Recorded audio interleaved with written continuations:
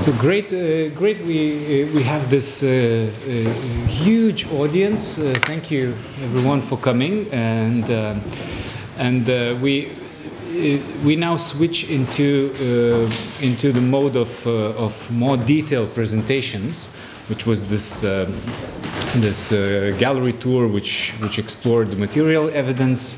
And now we have it in a kind of discourse. So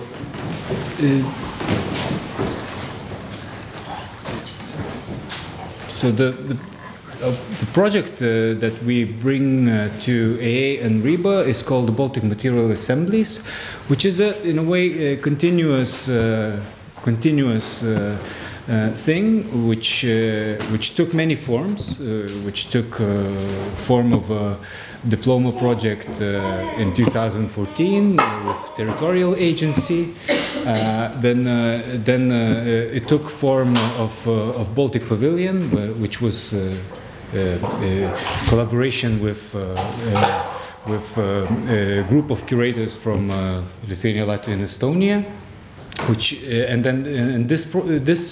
This new project is a kind of interpretation of that material, kind of curated by us, but then the others who were taking part did new production, new contributions, and it is in a way also kind of articulation of relationships between things. So really glad that we have Ines Weissman, Eglė Rindzevičiūtė, Oleksij Radinsky, Mehmet and Gediminas Urbonas, and Maroš Krivi together with Agata Marzhakova, which we will try to fit into maybe a couple of hours. Each presentation will be around 20 minutes, half an hour. Let's see how it goes and how much we have to say. But it's really exciting that to bring you all together here. Very diverse researchers, thinkers, theorists who we are really happy engage with this theme of Baltics. No, like Baltics not as a kind of geographical place, but as a kind of articulation where two versions of modernity as if overlap. No? So the kind of retreating Soviet authorities left us with infrastructure and material legacy, which have formulated cities and buildings we live in, and material flows we use, and as Kelle Esterling highlighted in the interview which we took for the Baltic Atlas, book we published for the Baltic Pavilion together with a group of curators. So and that was like really well pointed out by her that. I'll quote, for the Baltic nations, neoliberal power structures were fully formed and perfectly placed to step in after the retreat of Soviet authority. Shifting territories traded and seized as the spoils of conflict for centuries, the Baltics returned to a global power network of free trade. So that the world formulated by Soviets is overlapped by completely different logic, no? And then how these things interrelate, they result all sorts of material objects, mind objects, art projects, interpretations, and so on, which in this exhibition we can see in forms of power cables going through Baltic seabed, connecting Baltics to Scandinavia to somehow open up energy market to make it more secure. Gas infrastructure which is transformed. Architectural projects which try to give shape to fit into new conditions of of regulations to, for example, in the case of the pyramids, to slide in the kind of huge mining waste output and to make it into a building.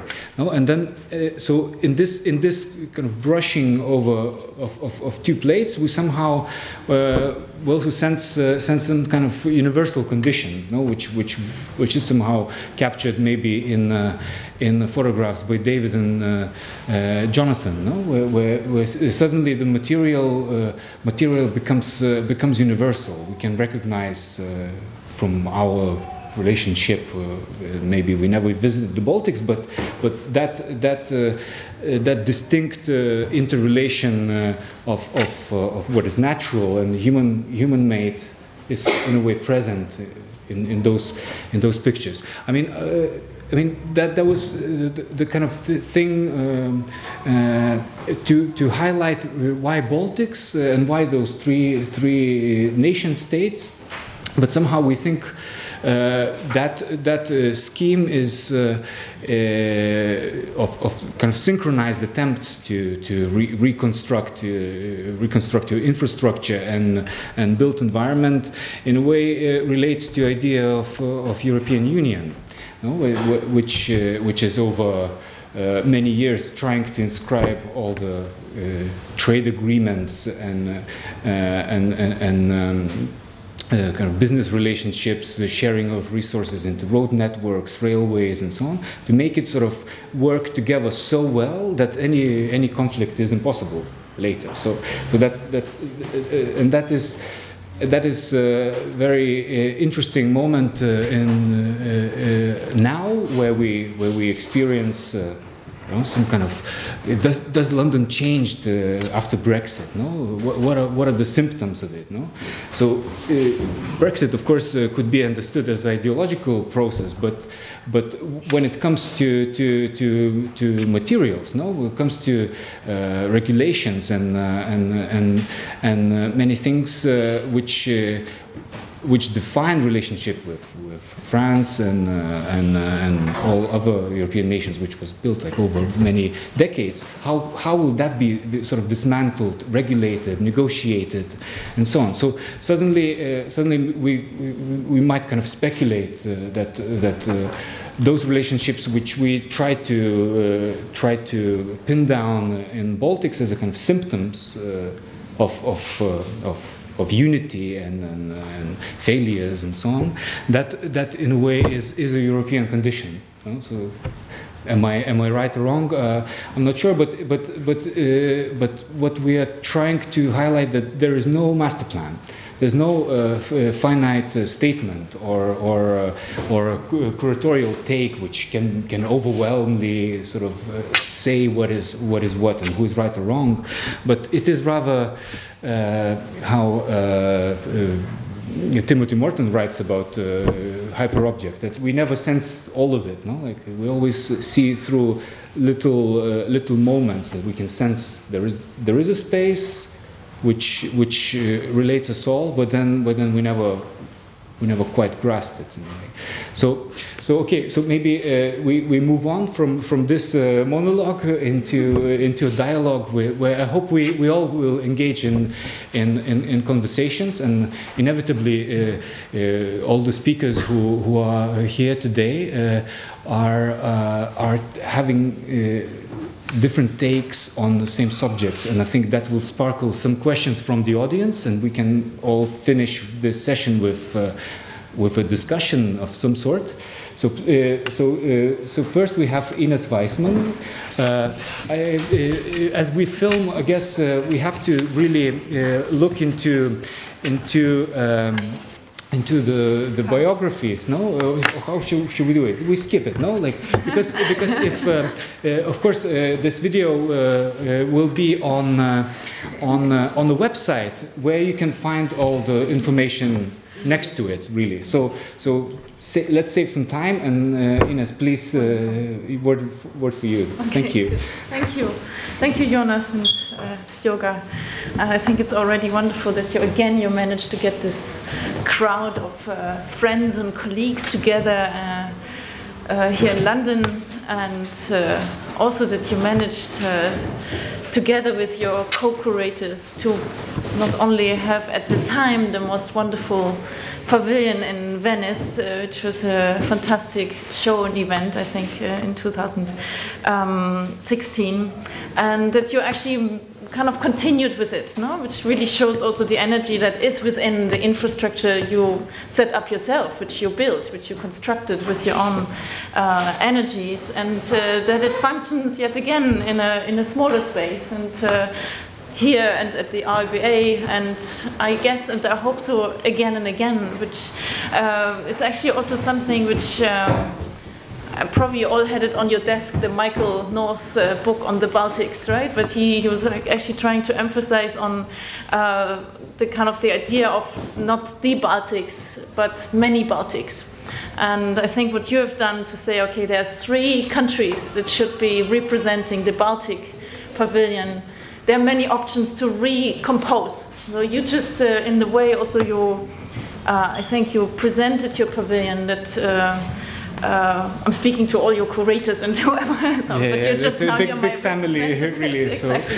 So, no, what was so beautiful is that, I mean, one had the sense that we are actually really engaging what you called the Atlas project, right? So the idea to go back to construct actually an archive, and first of all, you chose the Palace Sports, that space in Venice that was built in the 60s, late 60s.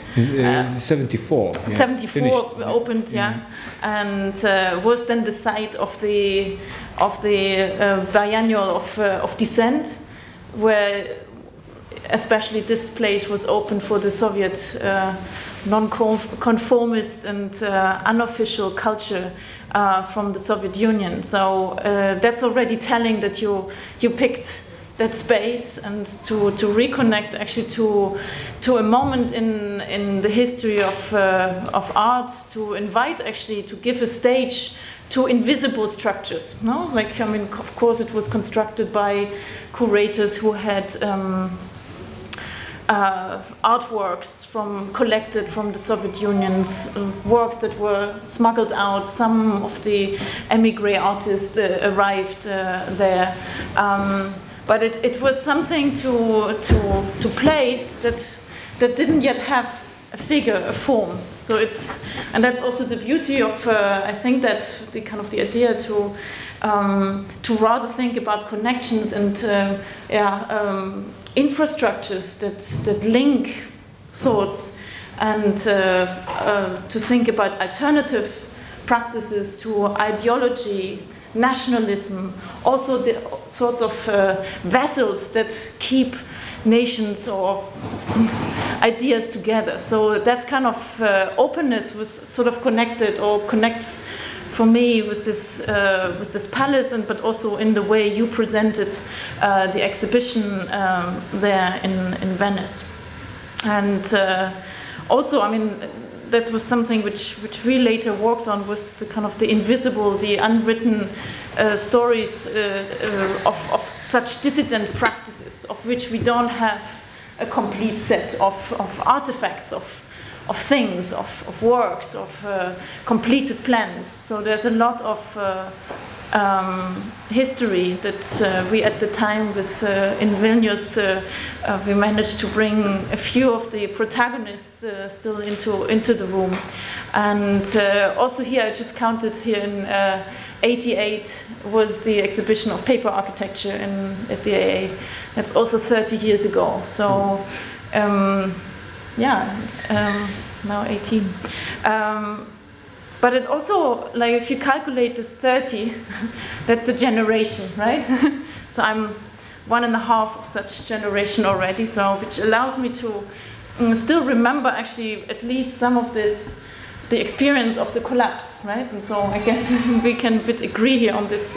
We are of this kind of 1.5 generation.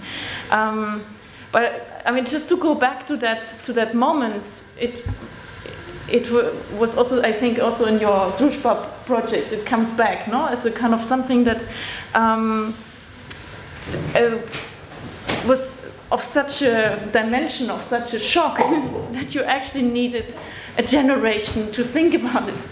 To actually, and that's the wonderful thing you staged in your projects, that contrary to that 1.5 generation that could not speak in the moment when it happened, right? In the early 90s, early 2000s, it wasn't yet possible to completely, or I mean, we will never probably understand it, but the kind of the disappointment and the kind of resent to what had actually collapsed. No, your documentation also of workers in the Druzhba project, right? Who said, in 27 years I worked here, and now it's all over. Or the story of this lady who, for 40 years, cleaned the Lenin bust, and says, I'm going to continue to clean it. This is what I did my whole life. But for others, it just stopped from one day to another. So there's a lot of, or there was a lot of trauma in that, or kind of speechlessness almost, and maybe also no interest, yeah, a certain rejection to that time, to just move on, see things differently.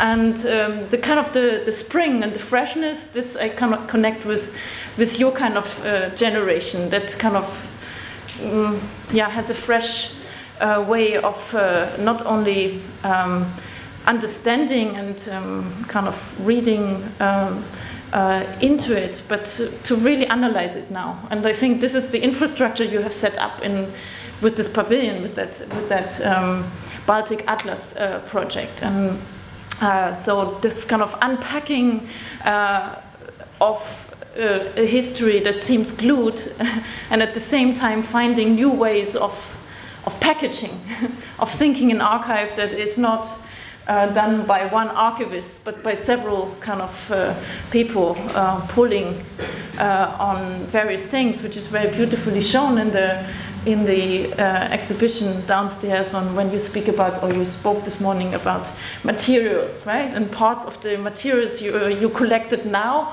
and others you take from museums. And that was also, I mean, you had this beautiful, or several beautiful exhibits from museums now that you brought to Venice, which also showed that you were completely open to the materials you wanted to show. So yeah, for me it's that kind of the fascination with that, both understanding the kind of the universal totality which you try to capture with that kind of trans-border project, but also an interdisciplinary project between these three countries, Latvia, Estonia, and Lithuania. And you're going to the photograph. So one of my tasks was to, I made it my task to look at the photographs of David and Jonathan, and trying to read them. And it was actually wonderful to hear you this morning speaking about them, which actually was a chance we didn't have yet to do it like that. And so I thought the best way to also, because you gave your reading, or your kind of obviously genesis to this project, so I thought I'd try out how my reading, very short reading, would sound in this room, and if it would not sound right, then this might be the perfect moment for a discussion later. So it's a bit introductory. So, but obviously, so the photographers David Grandert and Jonathan Lavkin set out for Lithuania, Estonia, and Latvia to research a region, the Baltics, that since the political upheavals of 1989 has undergone far-reaching transformations, during which the region gained renewed significance and new cultural allies. Their photographs document a critical understanding of material processes and fossils derived from a complex, dynamic infrastructure of industries, transport logics, urban waste, and demand. The Baltics are historically shaped by a multiplicity of actors and the plurality of spaces that do not necessarily overlap. Researching and identifying their boundaries and meanings requires exploratory methods and alertness to almost imperceptible symptoms. To be clear, these photographers are not the type of people who mean to capture a site. In addition, they are not necessarily thrilled by current photographic tropes, such as images of decay from the former socialist countries of Eastern Europe. They don't read their objects and landscapes as a return to a world that in the West has already long gone and here is still fully intact. Yeah, that kind of framing let's say, ruinous sites that could feature in a Hollywood film. A connotation for which color photography can at points be misunderstood.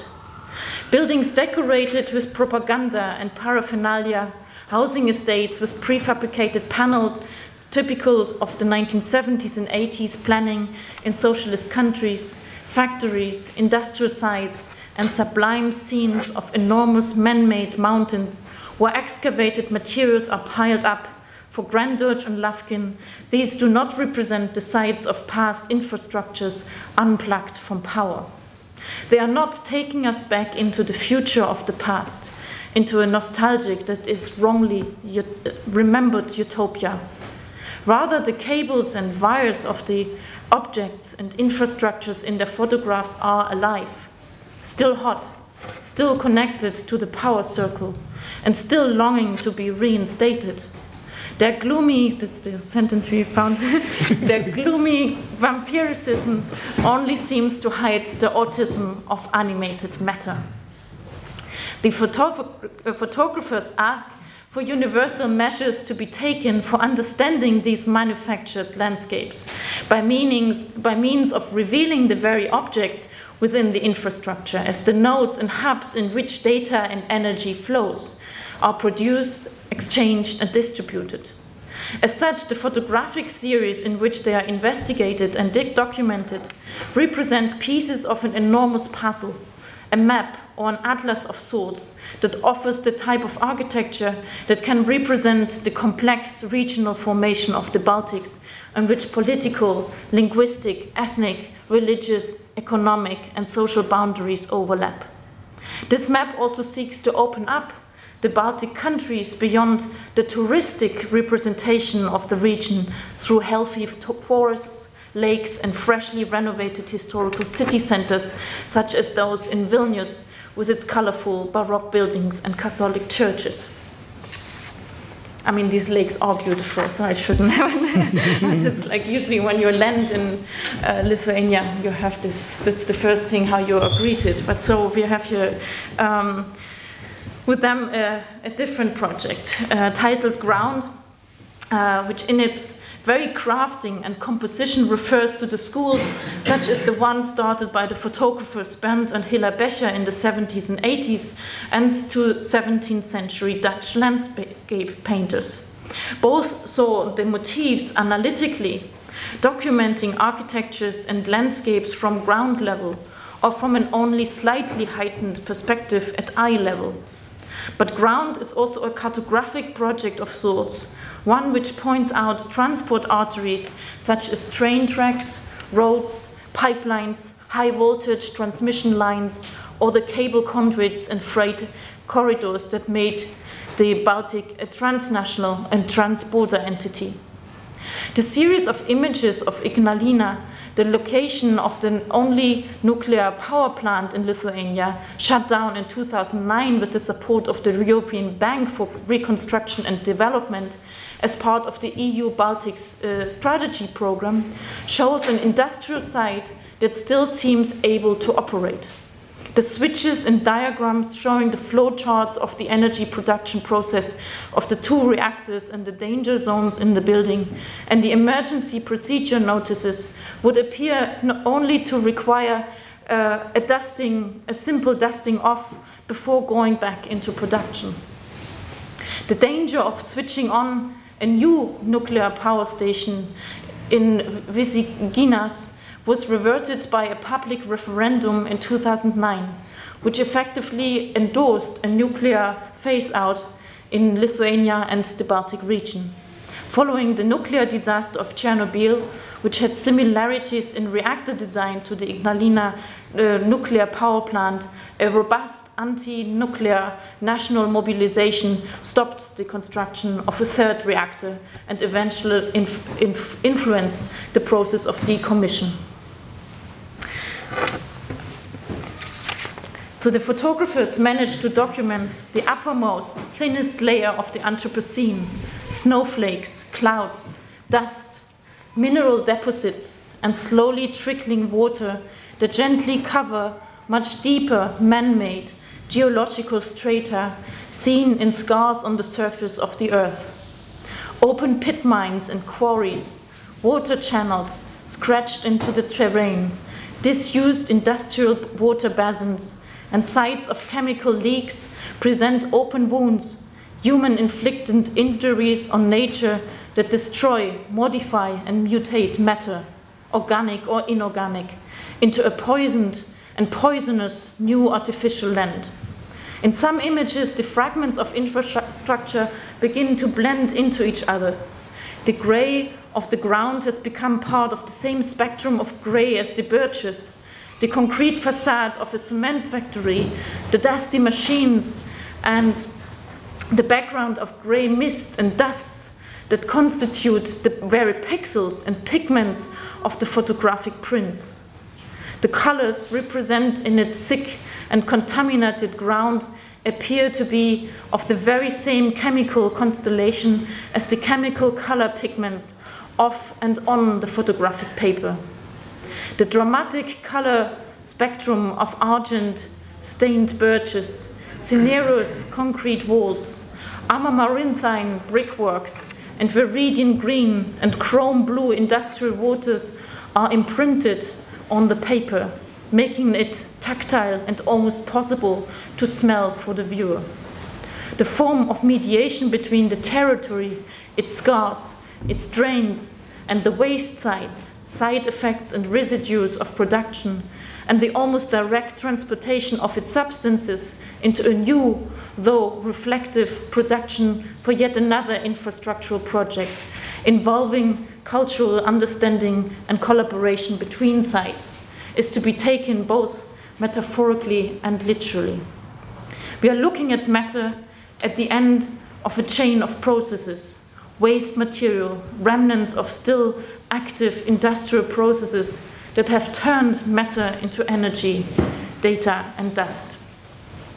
Chemical leaks, residues of industrial processes, colored earth turned over and carved out, are the remains of social, economic, and chemical events and processes that are now past, but whose afterlife represents a burden and duty of care for this new Baltic Sea region.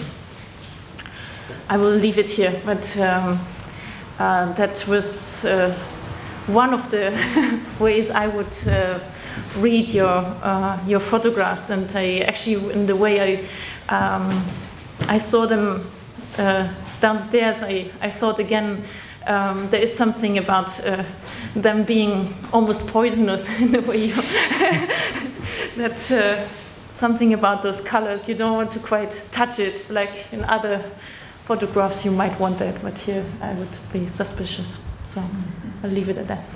Thank you. Thank you. Yeah, and yeah, great, really, to hear this,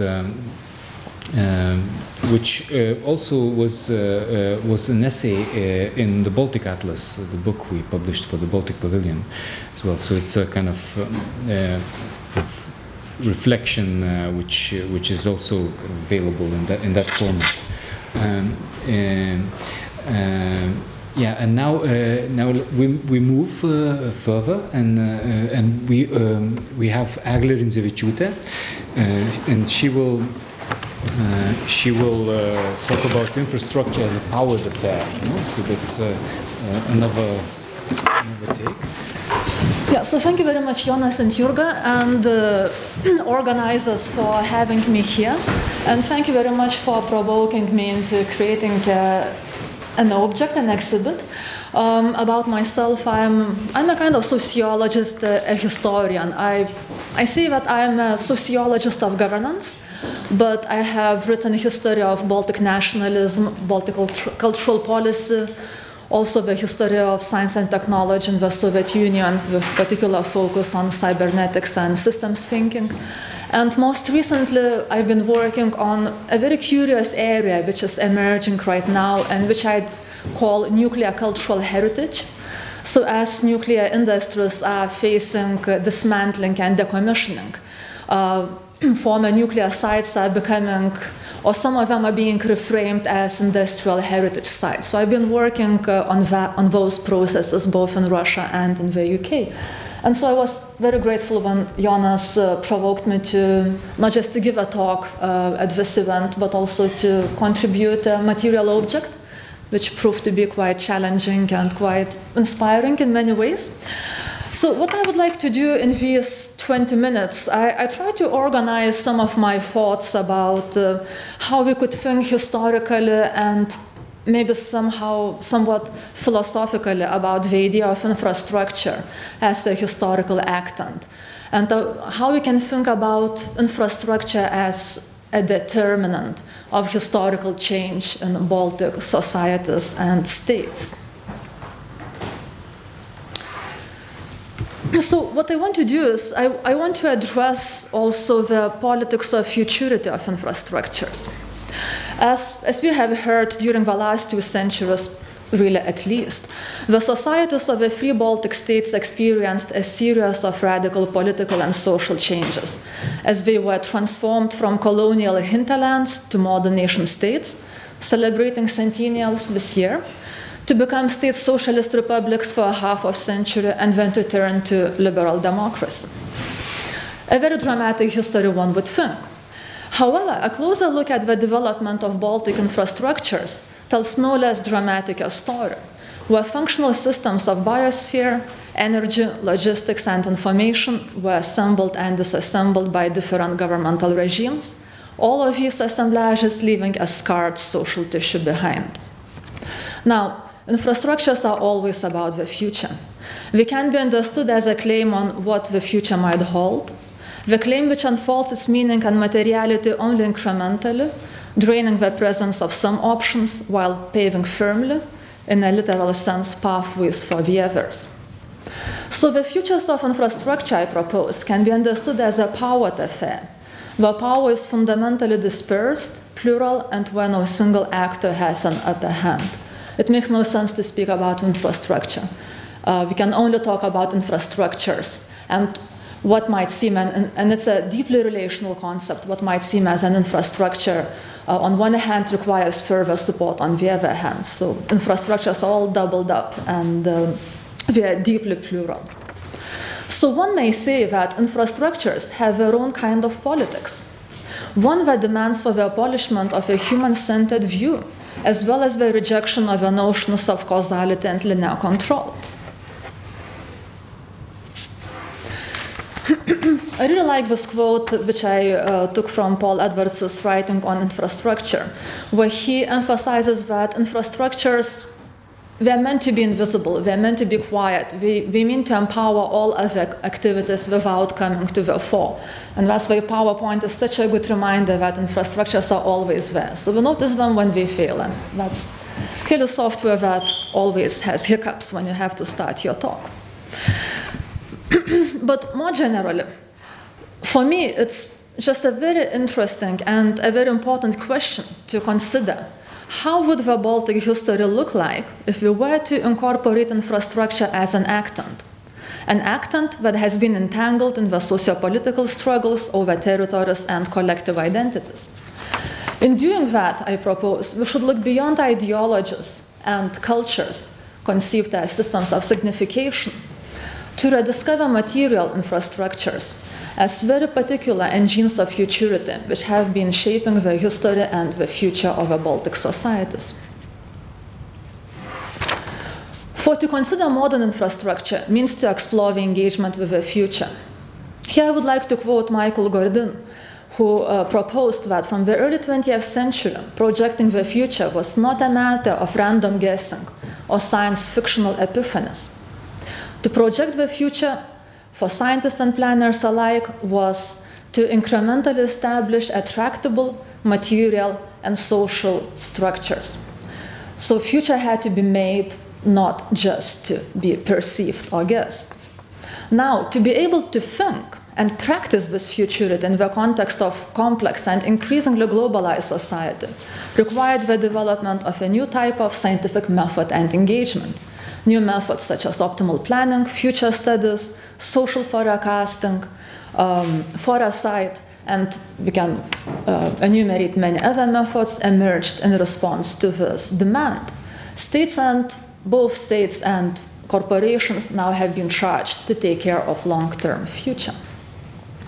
So while political and cultural visions of a future, which have been studied in the many histories of utopias, reflected social, political, aesthetical tensions and desires, technocratic assemblages of a future had to be made.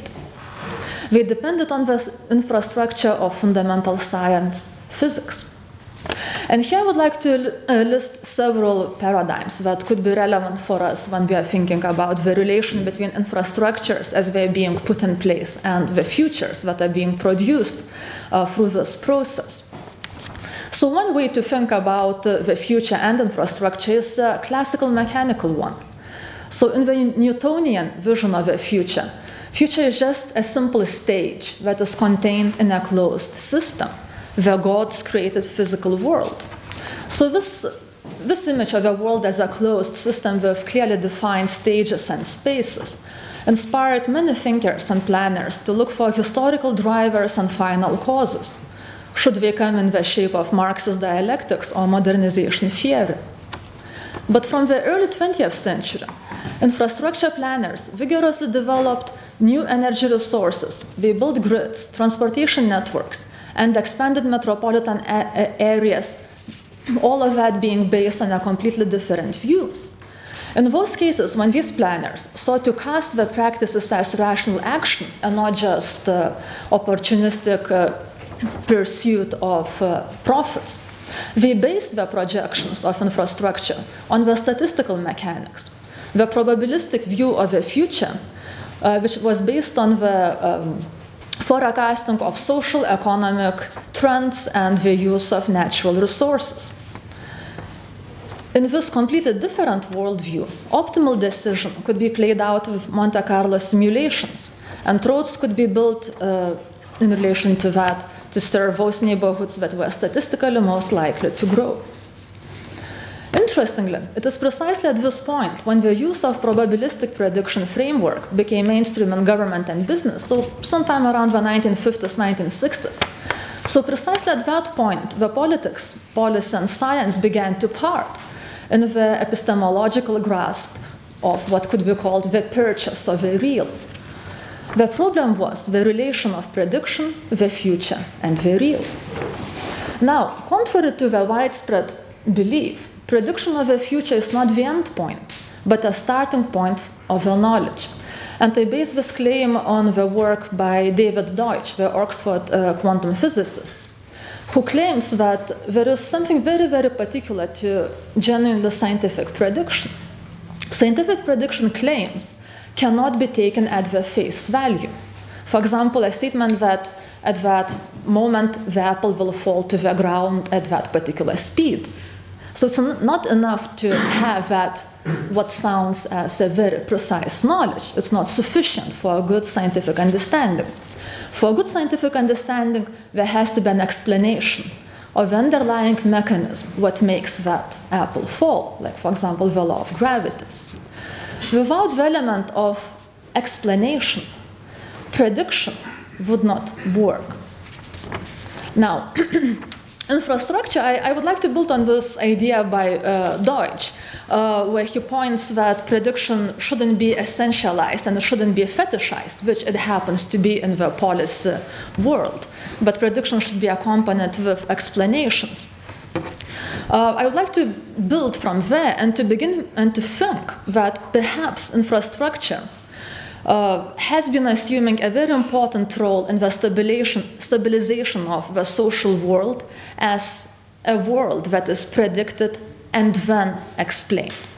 So I think that maybe it's interesting to think about material infrastructures as epistemological infrastructures, not by way of metaphor, but by the way of fundamental constitution of human existence in this universe. So as long as infrastructure works, it stands as a material witness of explanation. It reassures society that the world is understood, explained, and constructed properly. This is why the breakdown of key infrastructures, such as bridges, supermarkets like the Maxima disaster in Riga in 2013, have a particularly traumatic effect on people. Failing infrastructures upset people more than wars. And I know that this is a very controversial statement, but there is something in it, I think. And this is because not just people's physical lives, but also the epistemological certainty is being put in danger. The explanations that appeared to work through the working of infrastructure turned out to contain errors in them. They did not double up with the real. Furthermore, in addition to the insufficiency of statistical probabilistic guesswork, which is not backed by explanation, the mentality of probabilistic planning based on forecasting is being challenged by further advances in quantum mechanics. So Deutsch, he's very anti-probabilistic, so to speak, or he's against the hegemony of statistical probability. He claims that statistical probability necessarily reduces the universe which could be at service for humans, because statistical predictions only enable to grasp a narrow slice of the operational mechanism of the universe. So Deutsch is believing in the quantum computer, as you might know, and he believes that quantum computer is coming soon. Many people say it's not. But his very fundamental point is that once the quantum computer power is harnessed to scientists' informational needs, a new view, one that is able to fully embrace possibilistic thinking, ambivalence, and not linear change, has to emerge.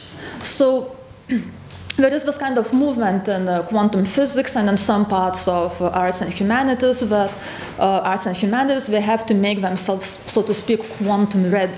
Yeah, it's not here, but we have to be ready when it's coming. Like preparing for information society, but beyond the binary computer. So today, the building of, and what happens when we apply this idea to infrastructure? Today, the building of nonlinear infrastructure is clearly just an academic question, which is fairly mind-boggling. We lack devices to materially sort nonlinear time in our everyday experience. And yet the feeling that one should just shut up and calculate, in line with the Copenhagen interpretation, is just not an option. Okay, so this is the philosophical part done, and then I will try to kind of fairly playfully to apply some of these ideas to some of the cases from the history of the Baltic region. So I was thinking, perhaps it is precisely in the arts and humanities where one can actually afford not to shut up. For example, the entire history of the Baltic nationalism could be rewritten as a possibilistic and deeply relational attempt to reframe and mobilize available material remnants for the stabilization of the new futures. In this process, ambivalence emerges as a resource rather than a problem. Ambivalence is not a disruption of a rigid ethnocentric narrative, but an inevitable part of the socio-material fabric of the Baltic reality that enables to make the future tractable. Consider just very briefly the following examples where ambivalence has served as a resource for society building. Kadriorg in Estonia, Rundale and the Riga Art Museum in Latvia, and, a little bit playfully, I added the obsession with amber in Lithuania. Kadriorg was established by Peter the Great as a gift to Catherine I in the 18th century, but it was also the symbol of the Russian victory over Sweden. And in the picture which you can see here, there is a very interesting fresco, it's in the main hall of Kadriorg, which depicts the myth of Actaeon and Callisto. So when a hunter was hunting a deer, and then the deer turned back on it, and the hunter became hunted. So this palace was built and still remains as a material remnant of Estonians' transfer from Nordic German to Russian space. However, today, if you go to Kadriorg's website and read promotional materials in Tallinn, this palace is promoted as an Estonian cultural asset, a Baroque symbol of westernization of the region. And you know, Baltic and East European history is full of examples of that, which often are criticized by especially historians or scholars as a kind of nationalist appropriations of history. I'm more interested in the ambivalence and the power of materiality and cultural infrastructure to be used simultaneously for many different processes. So, for example, in Latvia, the ambivalence of cultural infrastructure is also used to enhance the country's geopolitical cultural standing. So the 18th century palace of Rundale, or also known as Ruhental, which was built by the prominent architect Rastrelli for the Duke of Kurland, is today proclaimed, and I quote, as the Baltic Versailles, the most spectacular palace in the region. Another striking building in central Riga, what is today known as the Latvian National Art Museum. It was initiated and built by Baltic Germans in 1905. Today it is described as the Latvian National Institution, the oldest of its kind in the Baltic region, which in itself, Baltic region here entails a very clever manipulation of how you draw the region. If one would extend the boundaries of Baltic region to include Poland or Finland, then this gallery wouldn't qualify as the oldest one because Shinta dated to 1900 and Helsinki Centenarium to 1888. As long as you stick Baltic region to the three Baltic states, this is the oldest purpose-built art gallery. But now if you go to this gallery, it's very striking that it prides itself not only on the national Latvian vernacular art, but on its collection that contains the universal high-quality art. This enables the curators to include, for example, the fascinating communist revolutionary avant-garde by Kluchis into the show. Now, many of you would be familiar with the many Lithuanian publicity campaigns that try to brand the country as the country of amber, the northern gold. So amber, those who are Lithuanians, we are very familiar with the narrative that Lithuania is the country of amber, that amber is a very important material that makes the Lithuanian Baltic population tractable to prehistorical times. For example, the Roman Tacitus in his volume Germania, which was published in 98 AD, it's been argued that he has described Lithuanian Balts as very kind of proficient traders in amber. So now I went and read Tacitus's Germania, and I found that in the original text, Tacitus was very skeptical about the ability of the Balts to process amber. I quote, "To the natives it is useless, and we are astonished to get paid for it." So that's interesting. Furthermore, the first major amber mines and scientific studies of amber were initiated by Baltic Germans based in Königsberg, not Kaliningrad. However, all this plurality of infrastructures of trade, multiple interpretations, and scientific investigations, and shifting geopolitical boundaries are not preventing Lithuanian, how should I describe them? National branding efforts to kind of nationalize amber as the Lithuanian stone. I was actually surprised. Do you have an amber in your collection? Yes. Yes, exactly. Very center. Precisely. So you can go and explore a piece of northern gold downstairs. But all these stories were kind of amazing and were very typical of the region and probably of any society where national tradition is invented and different materials are appropriated and reappropriated to that purpose. My point is that it would be quite rewarding to be aware that in the Baltic region, every material remnant of the past, it seems to have an endless potential to be applied to stabilize ever new futures. What is more important, multiple futurities in these materials, they somehow dwell simultaneously without cancelling each other out, just like qubits that can assume several states at the same time without losing their identity. So in these Baltic materials, it seems that both heads and tails are perfectly possible while a coin is still spinning. So Deutsch's example of multiverse is kind of spinning, dropping a coin, and then you have to guess heads or tails, which is a kind of binary action. So his point is that whilst the coin is spinning, it's both heads or tails in all universes. So as long as the history is spinning, Baltic materials are able to assume lots of different meanings at the same time. Right. Do I have another 5 minutes? Yeah. Okay.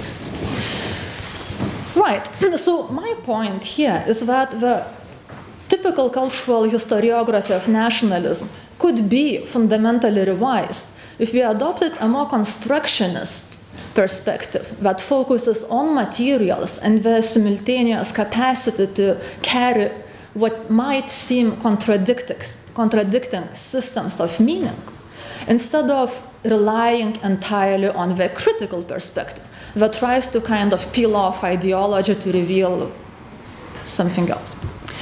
If cultural heritage can be considered as material infrastructure for political and social systems, it is the utilitarian infrastructure that enables biological and economical survival of the population that continues to be and not to speak, at least not continuously, at being in the center of conversation.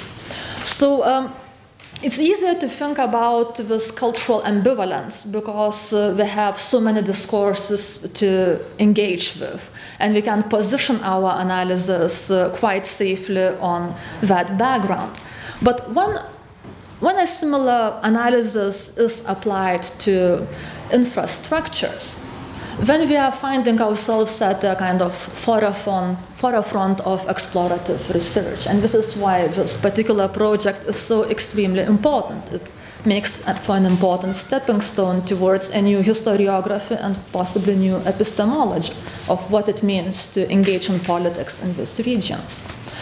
And in my very last case, I would like to focus a little bit on the case of Ignalina nuclear power plant, which has been already invoked in several contexts. And I think that nuclear power is a particularly interesting technology that, on the one hand, contributed to the shaping of Lithuania and the Baltic region as a whole. On the other hand, it's somehow missing from master narratives.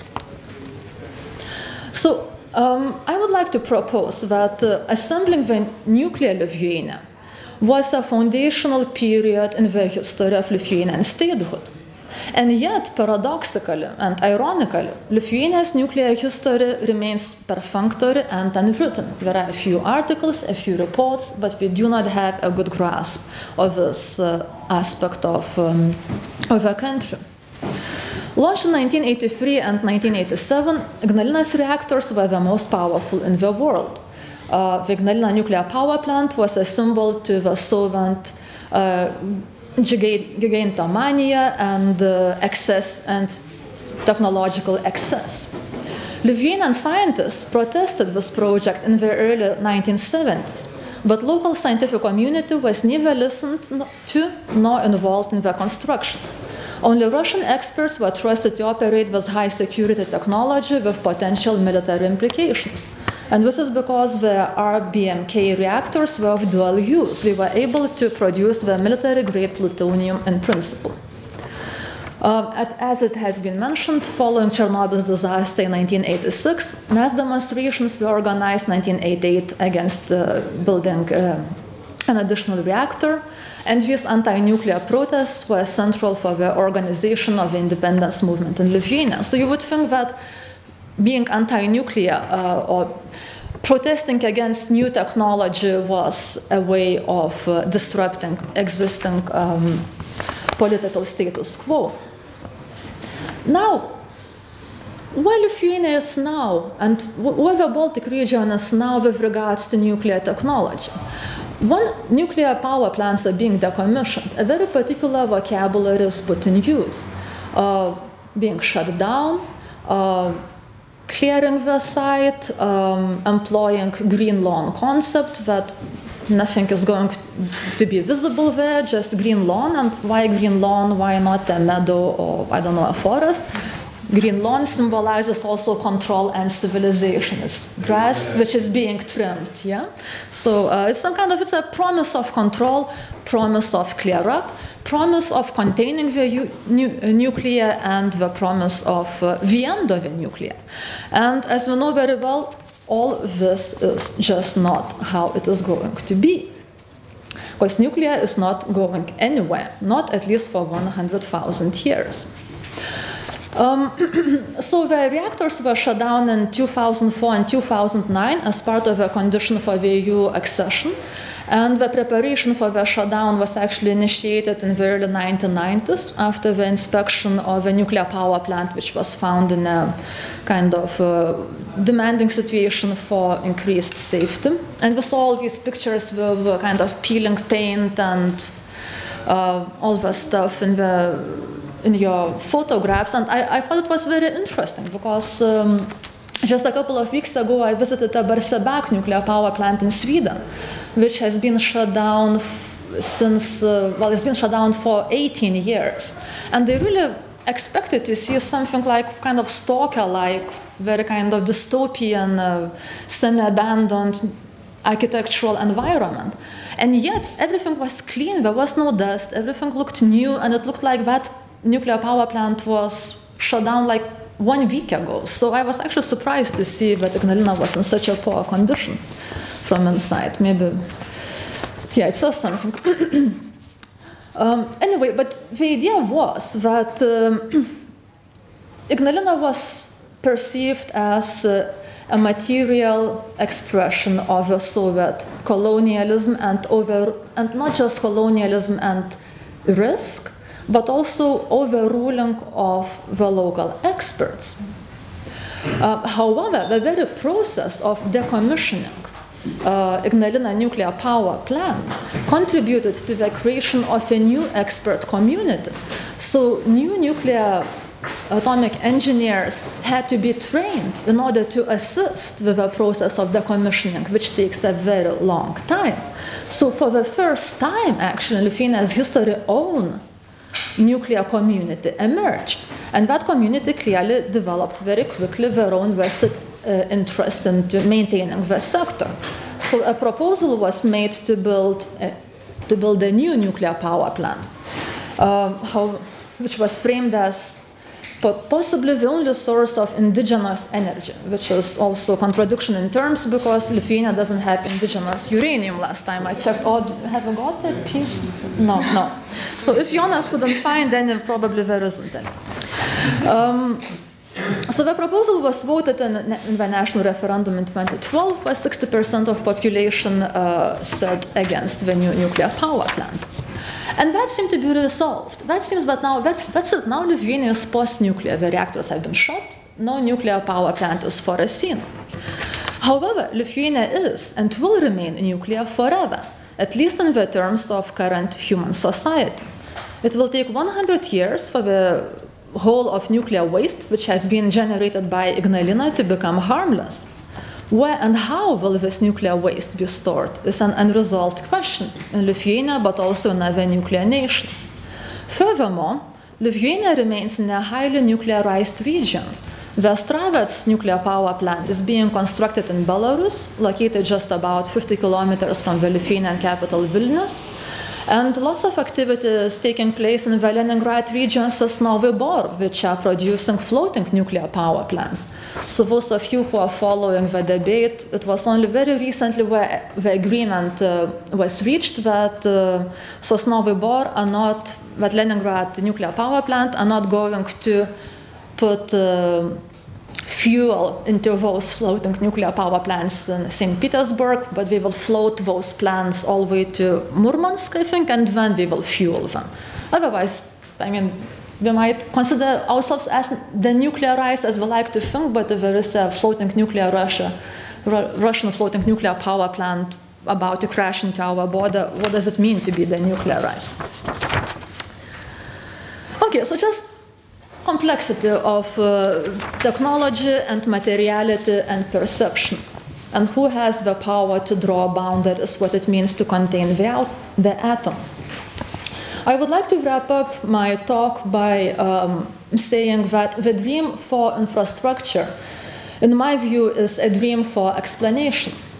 And many divergent future visions can be shaped by a probabilistic forecast of the most likely global population, the most likely energy uses, and the most likely resources. But only a robust explanation can enable effective construction. Infrastructure holds not only the fabric of the economy and society, but also the fundamental epistemological orientation in the universe, or multiverse, as David Deutsch would have it. Perhaps the universe does calculate itself into existence, as Deutsch proclaims. But we should not be fooled by the expectation of simple maths here. Information is entangled with matter after all, and matter morphs into living systems. So to predict the future, if we also look back to the father of cybernetics, Norbert Wiener, maybe the best is to think about infrastructures and the prediction of the future as the creation of predictive collectives that include both man's machines and materials, and collectives which are guided not only by the questions of know-how, but also by the question know-what and ethics, as these collectives are welcoming the incremental arrival of a new form of the universe. And here I will stop. Thank you very much.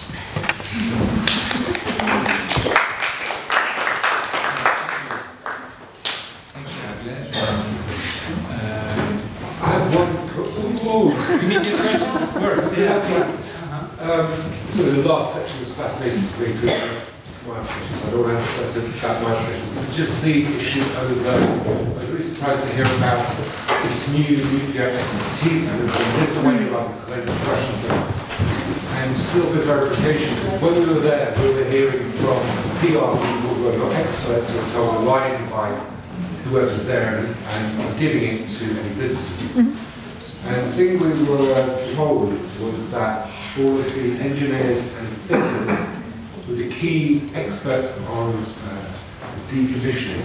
That's so right. Apart from all the schmuzzle over the kind of look like this landscape, of the reality of taking these things apart safely, there were all Russians there, which I thought was amazing because this was the most amazing, during this time of geopolitical pressure, there was this incredible cooperation. These were the people who ran it, and these are the people who will do it, and it's employment as well for 5,000 people still, and so on and so on. So this relationship between the new Lithuanian experts, so if you have the knowledge, you then have the control, and then below that, the engineers and fitters who are working on the pragmatics of decommissioning. Is this a wonderful symbiotic new relationship, or is this shift? Does it matter? Or would it be better if the Lithuanians said, right, this was great, we take the whole of the decommissioning? Yes, that's really a very good point. Thank you very much. And it is an important point because nuclear power plants are hardly ever standardized. So we always kind of bespoke, if you want. Yeah. So obviously, the people who, if you want to decommission a nuclear power plant safely, you have to use people who have been running it because we know all the nooks and crannies in the system.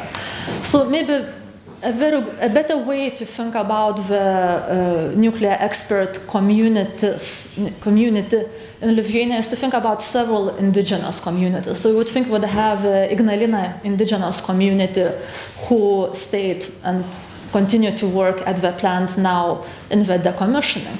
But the new community that emerged was the one which was trained to take care of running the plant during the 1990s, whilst it was still running, but also to oversee the decommissioning as well, and also to kind of prepare plants for the idea of a new possible nuclear power plant. So we're not talking about a great number of experts, but at least some nuclear engineers emerged throughout these 20 years. One very briefly about the argument BK reactor, where I said there was four of them built, was that as far as I know, there was only one that didn't need any outage time, which you need to clean out. If they could reload fuel cells while it's still, and clean out those while it's still running, they have the ability to then train. Take actually one of the things they're still trying to sell in their auction. Right. Which I thought that was a kind of it was really interesting, just like the best technology and so discussing this dysfunctional. They designed some stuff better than us. I think it was really interesting to it's kind of, to me, a really wonderful way to think about the efficiency, even with abundant power, how you could let that out. Absolutely, and that was actually a very kind of relevant point that emerged in our discussions with Jonas, that decommissioning is not a destructive process, it's actually constructive, because you have to create a new type of expertise, so a new type of safety standards, and then you have to do something with irradiated materials. Some of them might be salvaged and repurposed, and some of them can't. Ultimately, it is a very constructive process. Very hard to get artifacts from the nuclear power plant. Did you try? They have to stay in the quarantine for 2 weeks. You want to get a fuel rod through customs. Well, not quite the control panel, which is in one of the images, right? I haven't been flying, yes. They were about to give us, we could have had a bag of those little clocks, because now it's dismantled. Box of the whole panel, but we missed like a couple of weeks until it passes the radiation test. So it could come with its own expedition. Yeah, but it was to give things. In Venice, we showed a diagram which was in a control room of second block. The hand-drawn huge diagram which was used for purpose a long time. The image which was as a kind of expert image to be used in a process of running it, but then somehow like you take it into exhibition, it becomes like this kind of beautiful object. To be fascinating. Thank you, Agle, very much, and let us invite Oleksiy Radinsky, who comes from Kiev. Oleksiy is a filmmaker who is making a film about Soviet cybernetics father, patriarch, the central figure, Viktor Glushkov. So Viktor Glushkov Institute was in Kiev, still. Oleksiy did a film, especially produced for this show, which was made out of material from the archives, film archives in Kiev, which you can see. You can see that film in RIBA, which is not very long. So I mean, like, as we are not in RIBA, maybe we will show it after your paper. You know, if we kind of be if you survive, quick and concise, because that's in a way it really pins down a few ideas, no? which are at play today. So please, Oleksiy. Yeah, thanks for having me here. I have to say it's an honor and a challenge for me to be speaking here, as I'm in no way I'm an academic. My own academic career is a bit like the Soviet internet.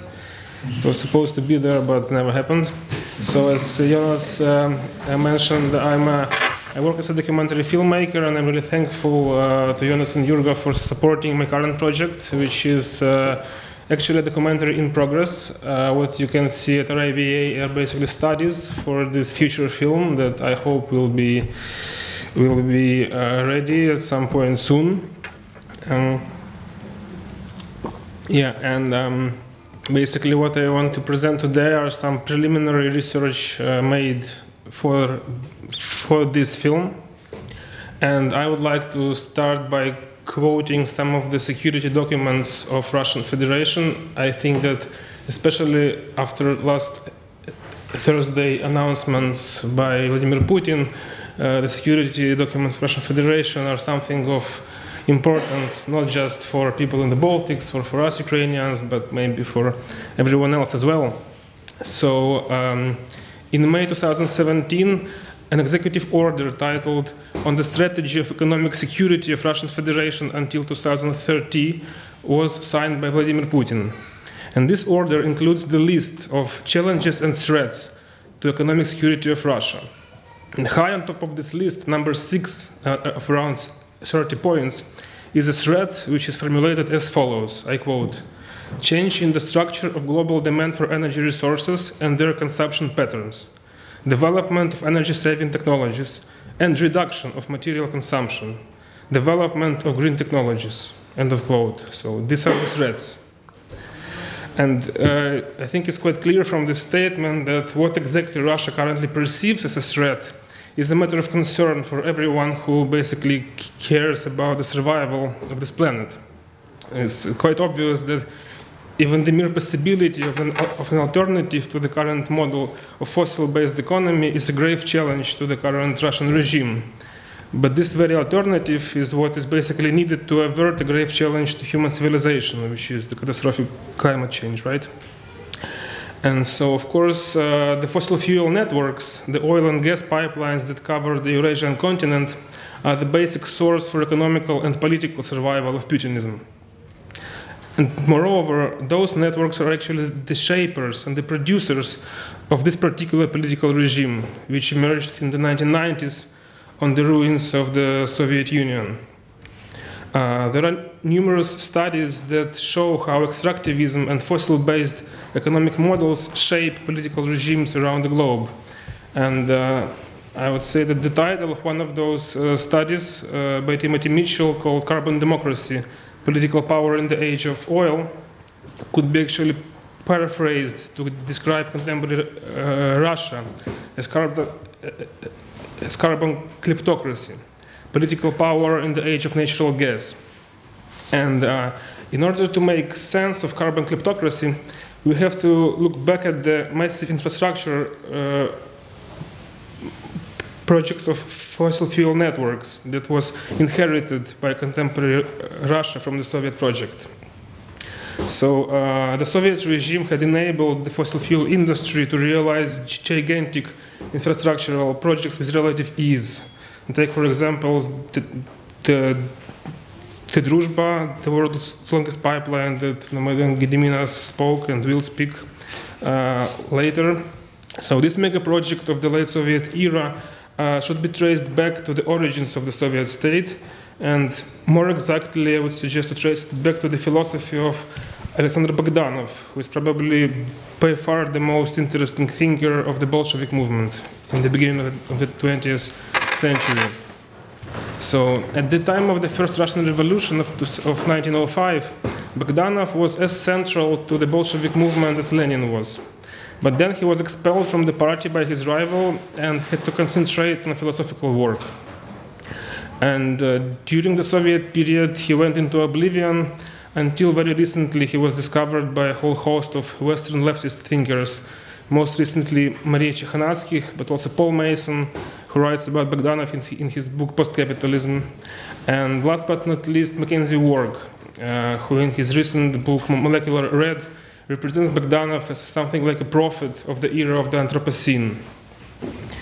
So even though Bogdanov is one of the main protagonists of Molecular Red, I would say that this book has in fact much less to do with Bogdanov than with the philosophy of Warg himself. of McKinsey work himself, but still it might be productive to understand the Bolshevik project and the Soviet project through the idea of the Anthropocene. So Bogdanov's main philosophical work is titled Technology, Universal Organizational Science. And according to Bogdanov, the aim of technology is the systematization of organized experience by way of identifying the universal organizational principles. Bogdanov claimed that all things in the universe, from societies to natural organisms to galaxies, function according to the same organizational principles, and these principles should be scientifically described and put into conscious practice. So Bogdanov's technology might have created the philosophical foundation for the Soviet project of total transformation of nature, according to scientifically established human and social needs, which of course includes first and foremost the extraction and the exploitation of natural resources. But later on, Bogdanov's books were not available in the USSR since the 1920s, and Soviet technological thinking was overtaken by Stalinism. But the idea of total organizational science suddenly re-emerged in the Soviet Union soon after Stalin's death, but without the credentials of Bogdanov. So in the 1950s, many important Soviet scientists started to advocate for the Soviet reception of a new field of science, which emerged in the West after the publication of a book by Norbert Wiener, Cybernetics for Control and Communication in the Animal and the Machine.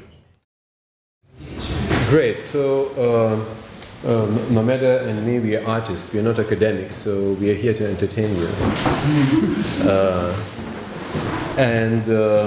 We already gave a brief introduction to Druzhba, installation here in the bar of Architectural Association.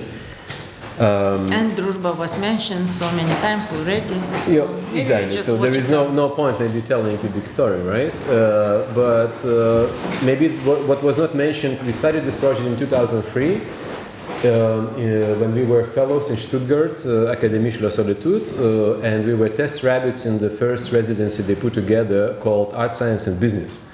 It was a time after dot-com boom crash, so they had suddenly like these businessmen who bankrupted their business, and they could join artists in the residency with very low sort of like pay conditions, right?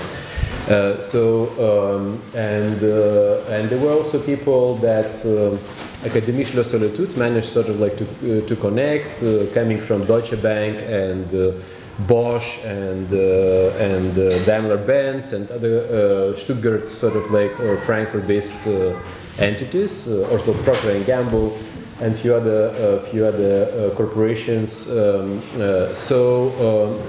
We as artists, met some people from the finances, and that sort of like facilitated our existing or maybe early interest in the privatization processes, something that we've been interested for some years, and sort of like gave us sort of like also understanding of the money flows, and I was really glad today hearing sort of like also your presentation, and when you mentioned this important factor, how the German money were used, kind of like building these pipelines, for the gas pipelines and also oil pipelines. So that's when in fact we started to look at the Druzhba case pipeline, the biggest one, and.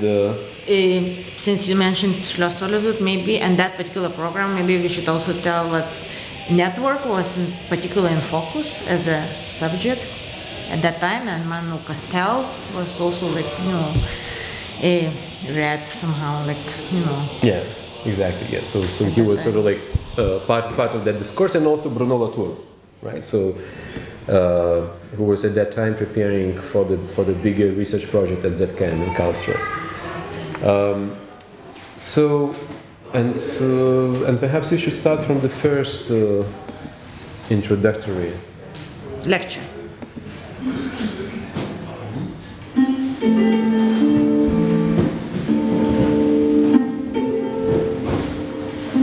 Vaikučiai, aš jums papasakoju apie juodąją auksą. Juoduoju auksu auksus žmonės vadina mūsų naftą. Tai jie žmonės naftą vežiodavo odiniuose maišuose, supildavo, užrišdavo maišą, uždėdavo arkliui arba kupranų gariui ant nugaros ir veždavo. O paskui pradėjo vežti traukiniais cisternose. Bet žmonėms ir to kiekio neužteko, juk jiems reikia daug naftos. Ir dabar jie nutiesė giliai po žemę tokius ilgus vamzdžius, tokie ilgi vamzdžiai ir jie eina labai toli tie vamzdžiai. Ir tais vamzdžiais pradėjo tekėti nafta. Iš naftos gaminami įvairiausi daiktai. Pavyzdžiui, mūsų kaladėlis, iš kurių statome plokštus įvairius, paskui sėdinukai, su kuriais laukia žaidžiame, ir šitas laivas, kosminis laivas, kuris skrieja, taip pat yra viskas pagaminta iš naftos. O kartais mes ir susirgame, galvytės skauda, gerklytės skauda, kada ledų persvalgome. Tada mes gerime vaistukus. Vaistukai taip pat yra pagaminti iš naftos.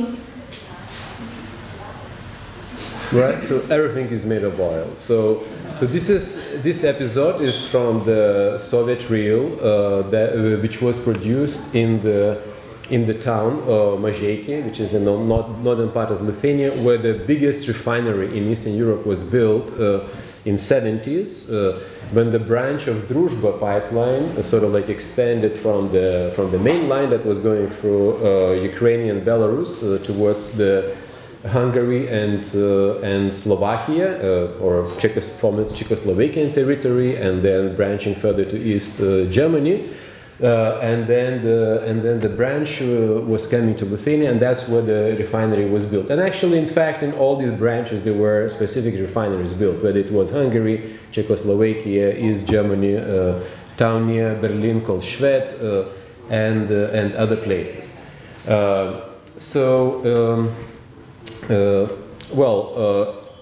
We started this project together with a Hungarian writer, Peter Zilahi, with the idea to map what we call a psychogeographic reading of this fictional journey of Druzhba that stretches 4,000 kilometers from Siberia through the Baltic states into Eastern Europe.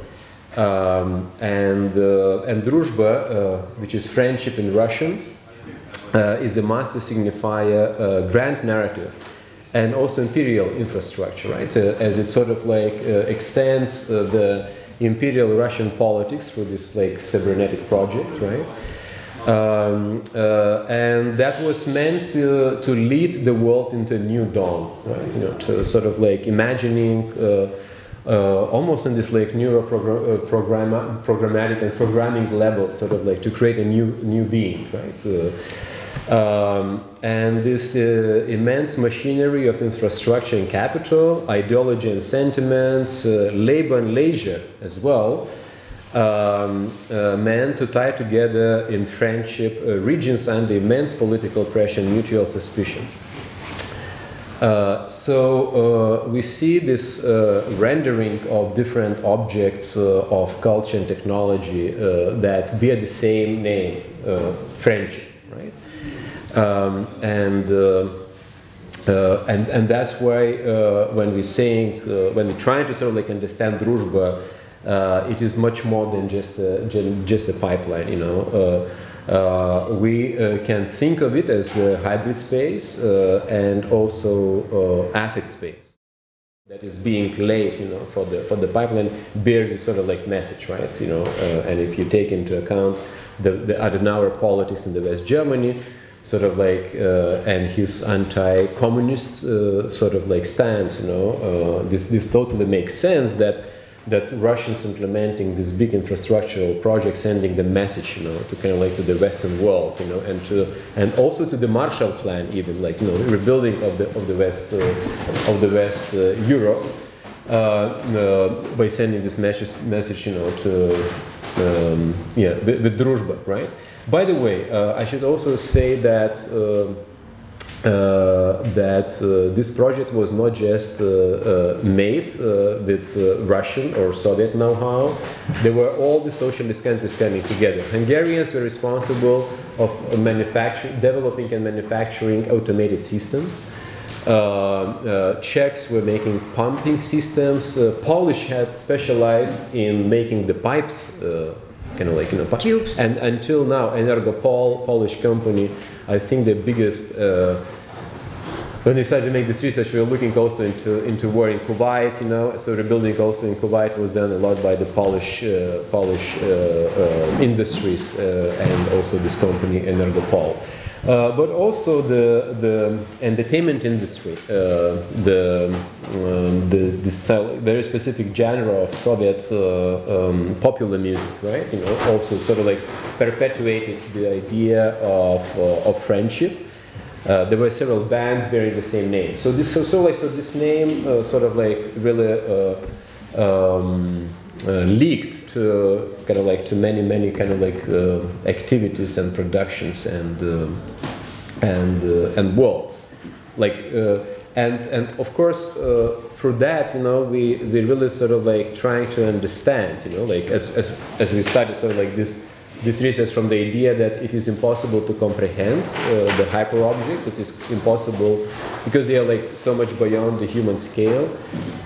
So we need to sort of like find approach and the strategy. How can we sort of like capture, right? You know. So this is what we try to do through the story and through sort of like, you know, looking at from the perspective of this affect space, if you will,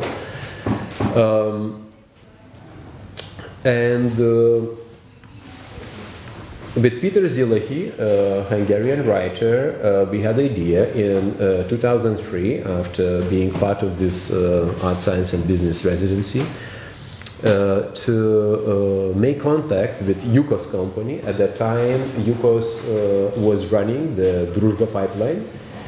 So they privatized, in fact, they privatized the infrastructure itself. They didn't privatize the land, or they didn't privatize the oil fields. But because the infrastructure is functioning, you know, when the oil is like actually running through it, right?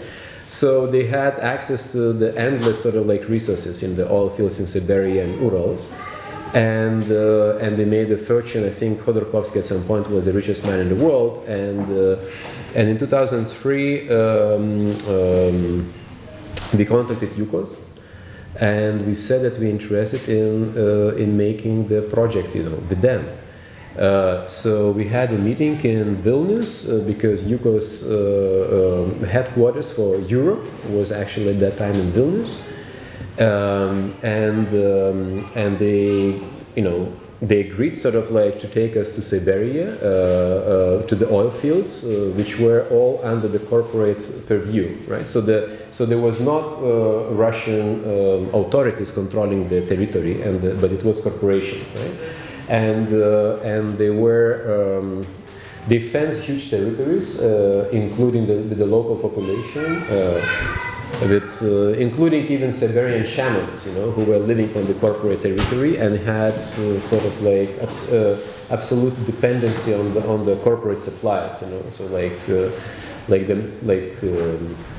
salt, or for example, or matches, or gunpowder, or, you know, would be dropped from the helicopters, kind of like, you know, to this territory. So the idea would be, and Zilahy being also Hungarian, he could find some affinities with those Ugro-Finnic speaking populations, you know, living in Siberia.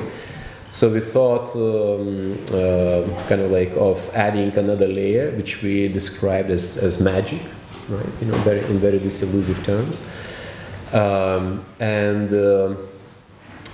So there is this economy layer, the film layer, and the magic layer within this project. But then what happened in 2003 when we started this diary, which is dated July 4, 5, 7, and 8, this captures 1 week experience of us in Lithuania. The Lebedev, who was the third or the fourth man in Yukos company, got arrested. Right. In fact, during our meeting, during our interview, with the PR guy for Yukos. He received a phone call, and the message said that Lebedev arrested. We need to wrap up things, So he excused us and said, like, guys, unfortunately, we have to kind of postpone our discussion for better times, and of course we never got chance to travel, because all this sort of issue and the discussion was highly politicized, right? For another 10 years, as you know, also from the media, Khodorkovsky was imprisoned, and he was in jail for maybe 5 or 4 years.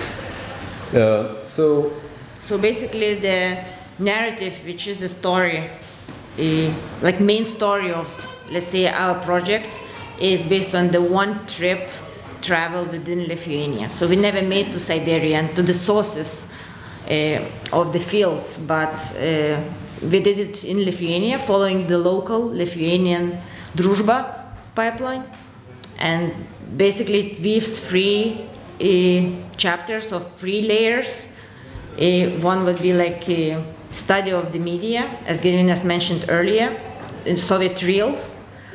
Then our own physical journey and meeting those who are living along the pipeline, different cultures there. And the 3rd layer would be magic.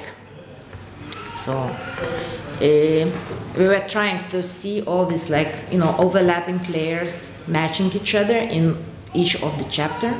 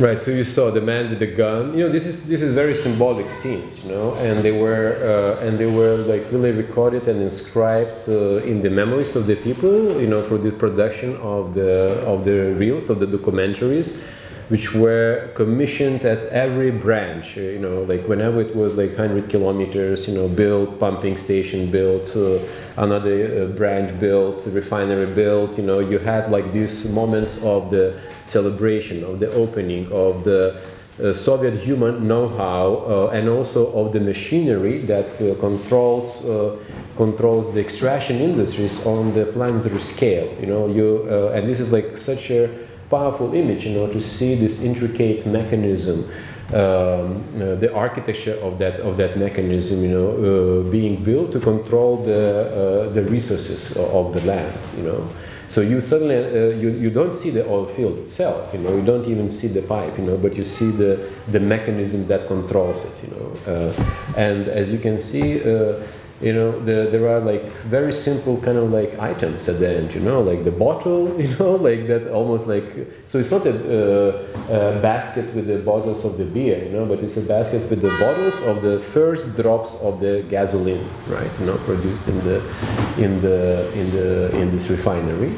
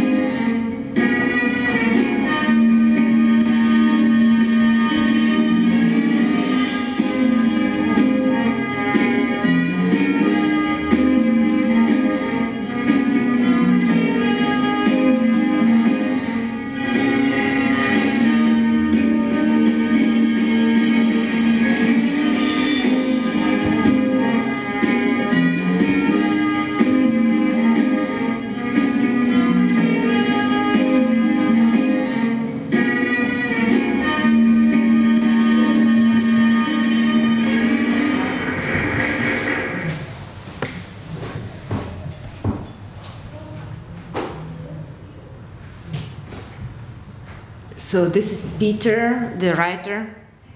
Within our journey, like real physical journey, looking at the magic sculptures in the garden of magician. Maybe you could like read a little bit from the diary, so we could give a sense of it. After wrapping up with business world, we change the track to spiritual matters. We meet Henrikas Vaitiekūnas, TV journalist. Henrikas is producer of entertaining program that searches for people with unusual and magical powers. He introduces us to his favorite magical people and their capacities. Women eating sand, a bucket a week, almost nothing else, can you imagine? Humans eating the earth, primordial extraction. The witch of witches, Vilija Lobočevienė, head of witch school. Vytautas Bikneris from Molėtai, who can hear mushrooms growing. We try to call him later, but the phone turns out to be a fax. Dalia from Kaunas, who works with Aura Soma method, a theory of colors. We call her, she's going to Riga, but promises to give us a lesson in a week if we want it. Dr. Jagerskas, the rude one, he is really violent, beats his patients, shakes their heads, kicks them while smoking, shouting and cursing heavily in Russian. Henrikas is skeptical, even of his favorite people, but he says, there is one guy who I never filmed, who I always believe. His name is Vasilius. We can tell he's serious and we can smell the oil.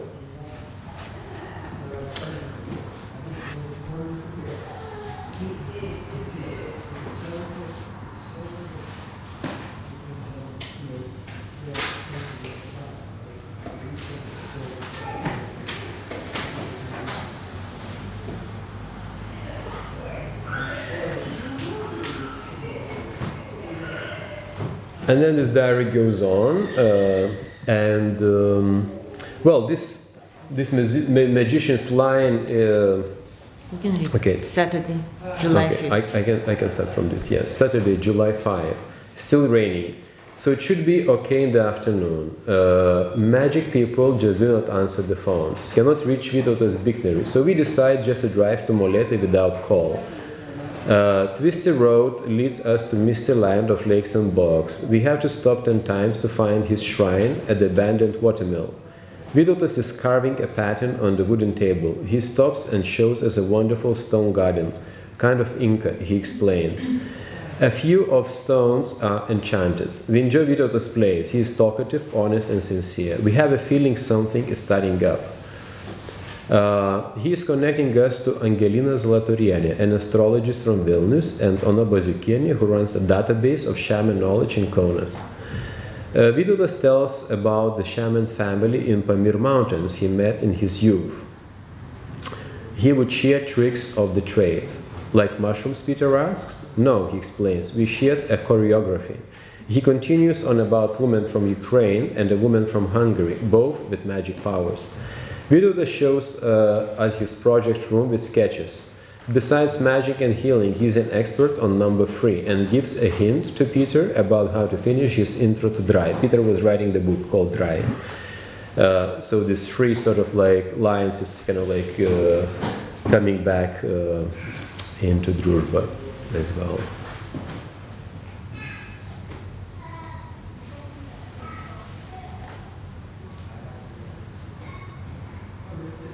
It's okay. You want to read something from another chapter, or you just go on?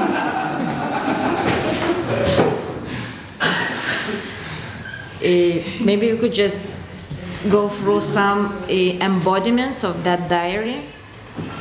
This was the first one at Schloss Solitude after the trip, like very fresh one. So we had, lots of slide projections, and the newsreels were like basically reanimated through the slide projections, and the diary on the walls. Then another one, for example, a few years later in Lyon, at Lyon Biennial, where we completely skipped the diary and the narrative and left only like some symbolic signs of the map. Then again in 2010, back in Stuttgart at the Kunstverein there, where you could like again trace the same narrative and see the newsreels and the little monitors in the installation form. The similar one was at the KGB museum in Riga. Oh, this is a wrong, just copy-paste title, but it's supposed to be KGB museum in Riga. In what was it, 2015 already? So, as you see, there is still a need for Druzhba and conversation about the power and oil and resources. And this one. And this is perhaps the last weeks, no? Like when you had to dismantle the installation. The show was taken away from all the sport, but only so we negotiated. So we leave Druzhba. No? We said that it's so heavy to lift and so on. So because the gold sport returns to its usual use, that is so sports club and so on from September. So it was like another 3 months of the show being kind of compacted into adjacent corridors. But Druzhba was just like this. Impossible to move. Which was impossible to wipe out, and still sitting there. So it would function. Right. So from the beginning, thinking of this of kind of like mapping this pipeline, first important thing was the spatial narrative, and in this case, the material that sort of like was suggested by David and Jonathan, photos, capturing the image of the landscape, the toxic landscape, and what sort of like plastics, they would use sort of like to prevent the toxic going into the soil, into the ground. Again, thanks to curators, we could like make this link, possible and materialize that into this sort of like piece, but getting it kind of like here, this heavy roll, which is like about 80 kilos, weight, didn't make sense, to this building that is so sort of like neat and fragile and almost like salon-like, So we said, okay, perhaps we should cut it into the pieces instead of like bringing the whole roll into this bar space of AA.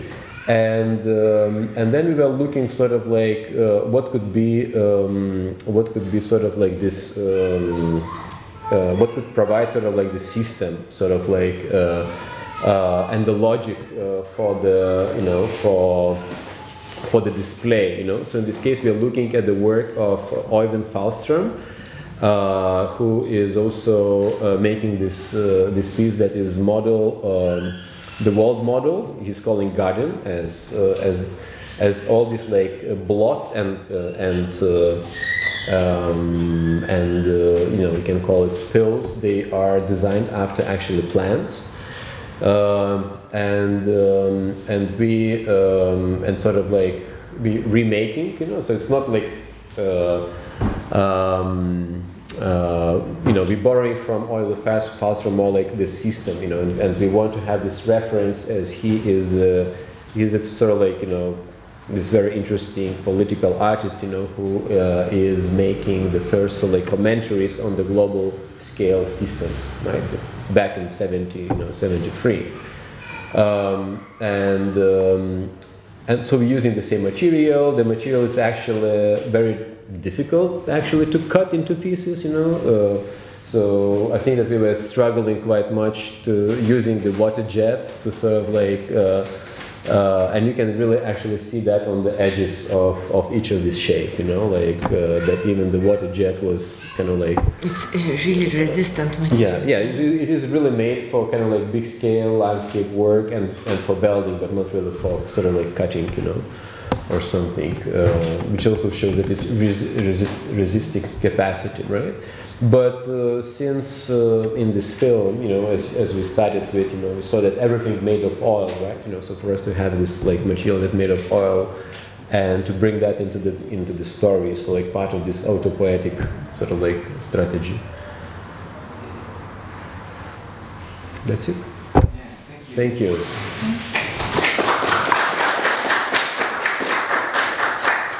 Okay, so thank you for sticking with us for the last presentation, which consists of 2 parts, one hopefully shorter, one maybe a bit longer. I've already presented for many of you a little bit of our work, which is the exhibit called The Vernacular Geology of the Baltics. And I already mentioned that vernacular geology is perhaps rather a method than the actual thing. We have thought about geology as something which we experience through our daily experiences, and we often use the geological arguments in very big political and philosophical questions. But when I was thinking through my maybe autoethnography, where I experienced the geological, so these are much more mundane texts and analysis, and also the materials. I didn't know how far we are going to be in terms of presenting. So many of you saw the exhibit, but exhibit could be also these rocks, the things where I see the geological like every day, yeah? So maybe, yeah, so just could be like that, much more mundane than the big concepts. Maybe this one. So that's the material and that's the textual, which we often read through geology as a means to understand it. We need to have the information to access it. One of the aspects of vernacular geology was an essay used for the book, so it's also a text. However, the text which is inspired from the material and kind of engagement between the textual and these materialities which we experience. And maybe one of the first texts which caught my attention, because the Baltic Pavilion was the architectural exhibition or kind of infrastructure, was this introduction to a novel, The Autumn Bough, which is one of the most important Estonian literatures, but actually it deals with life of 6 people or 6 inhabitants in the housing, so modernist and socialist, this kind of prefabricated housing and their lives. But the author, as we can see here, found important to frame this temporality of the socialist housing and the everyday life experiences with a deep time temporality. And we can see that he starts, one of the first sentences in the book is, "Under the city was a bedrock of igneous and metamorphic rocks lying at a depth of approximately 150 meters. And then he writes about the maritime sediments and Silurian times and Ice Age era which was felt in that territory. And then he concludes, looking out of his window, architect Mauer could see in a distance the Mustamaya slope, formerly the coast of the sea. Now, long covered with the wind and maritime sediments, it was still the same limestone escarpment that formed outcroppings in many places in northern Estonia. So, one of these main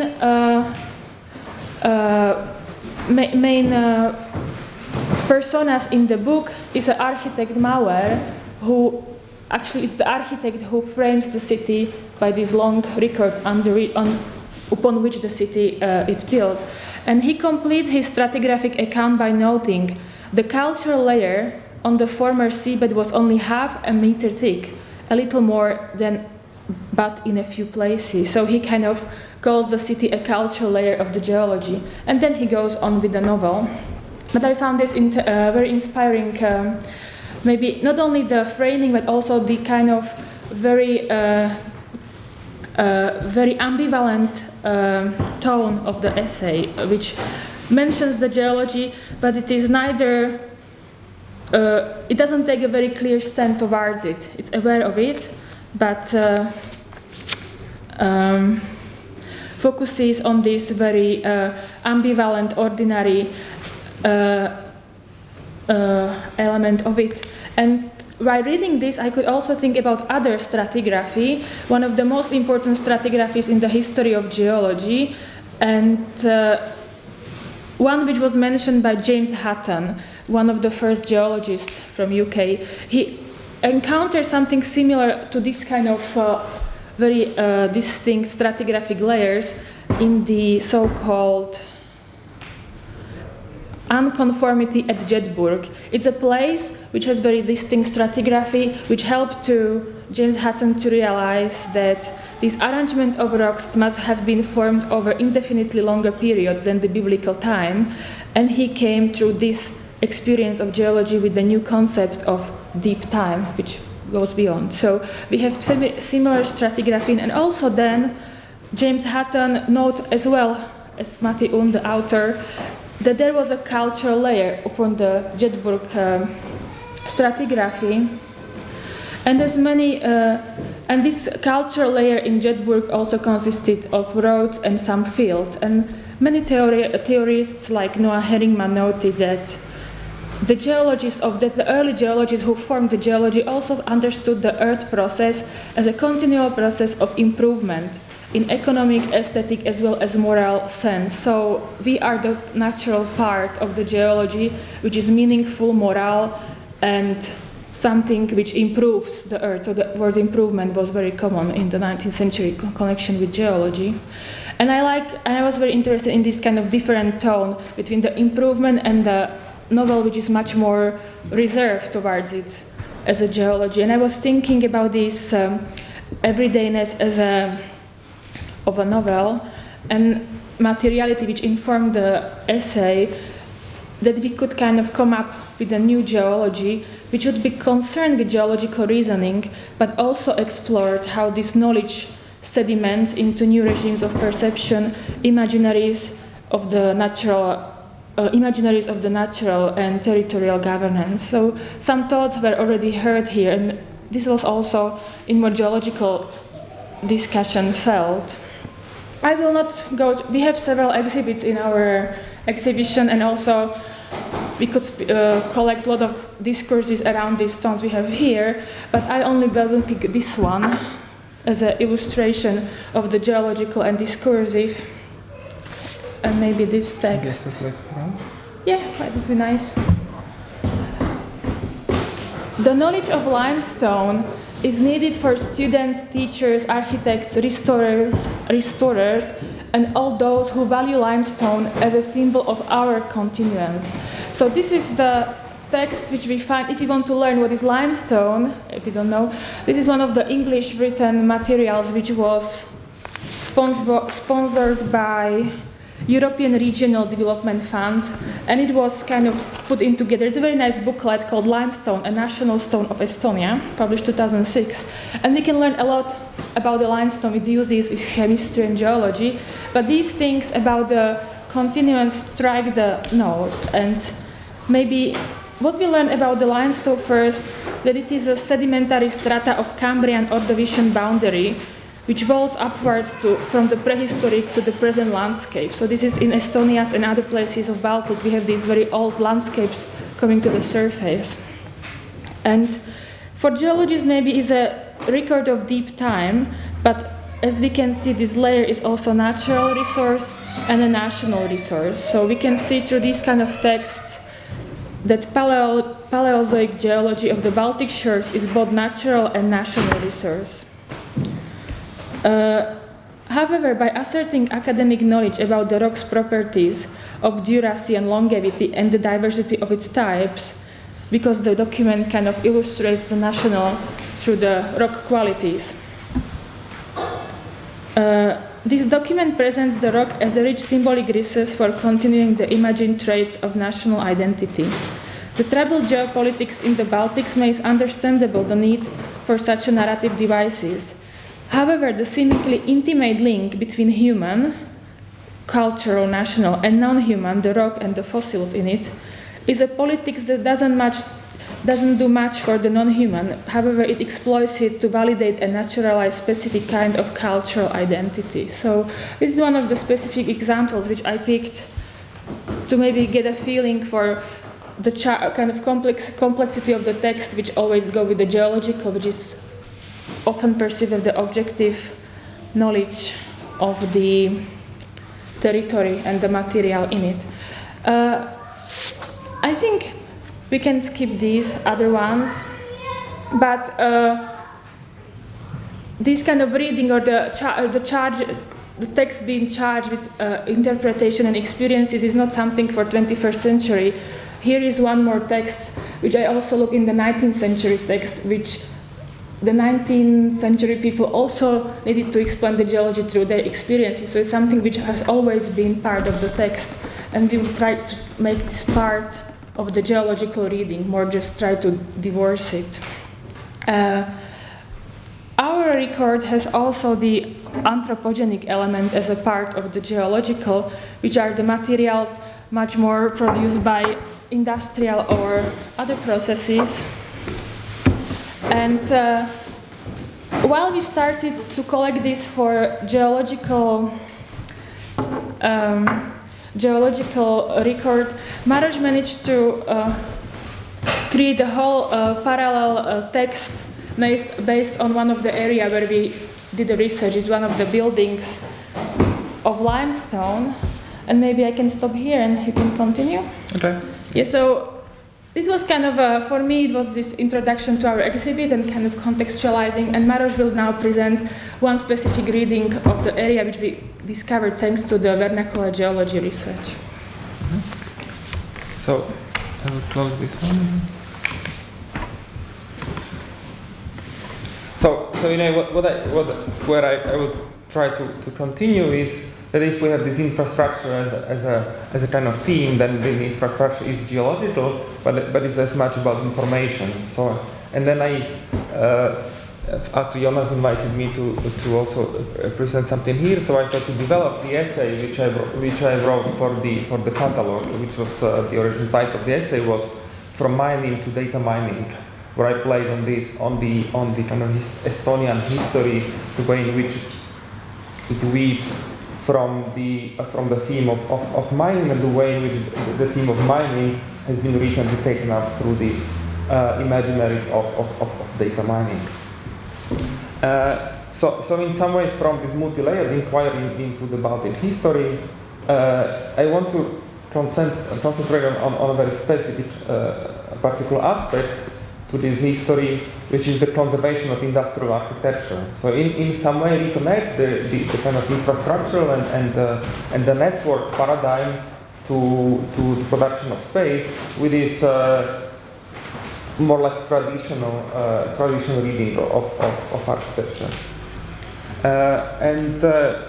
So I'm interested in this specific aesthetical aspect to industrial conservation and reuse, which is in social media often described as industrial chic, but which I define as this restoration and ruination, and I try to develop what I mean. This practice, however, is as much social and political as it is aesthetic and architectural. So I try to be the kind of politics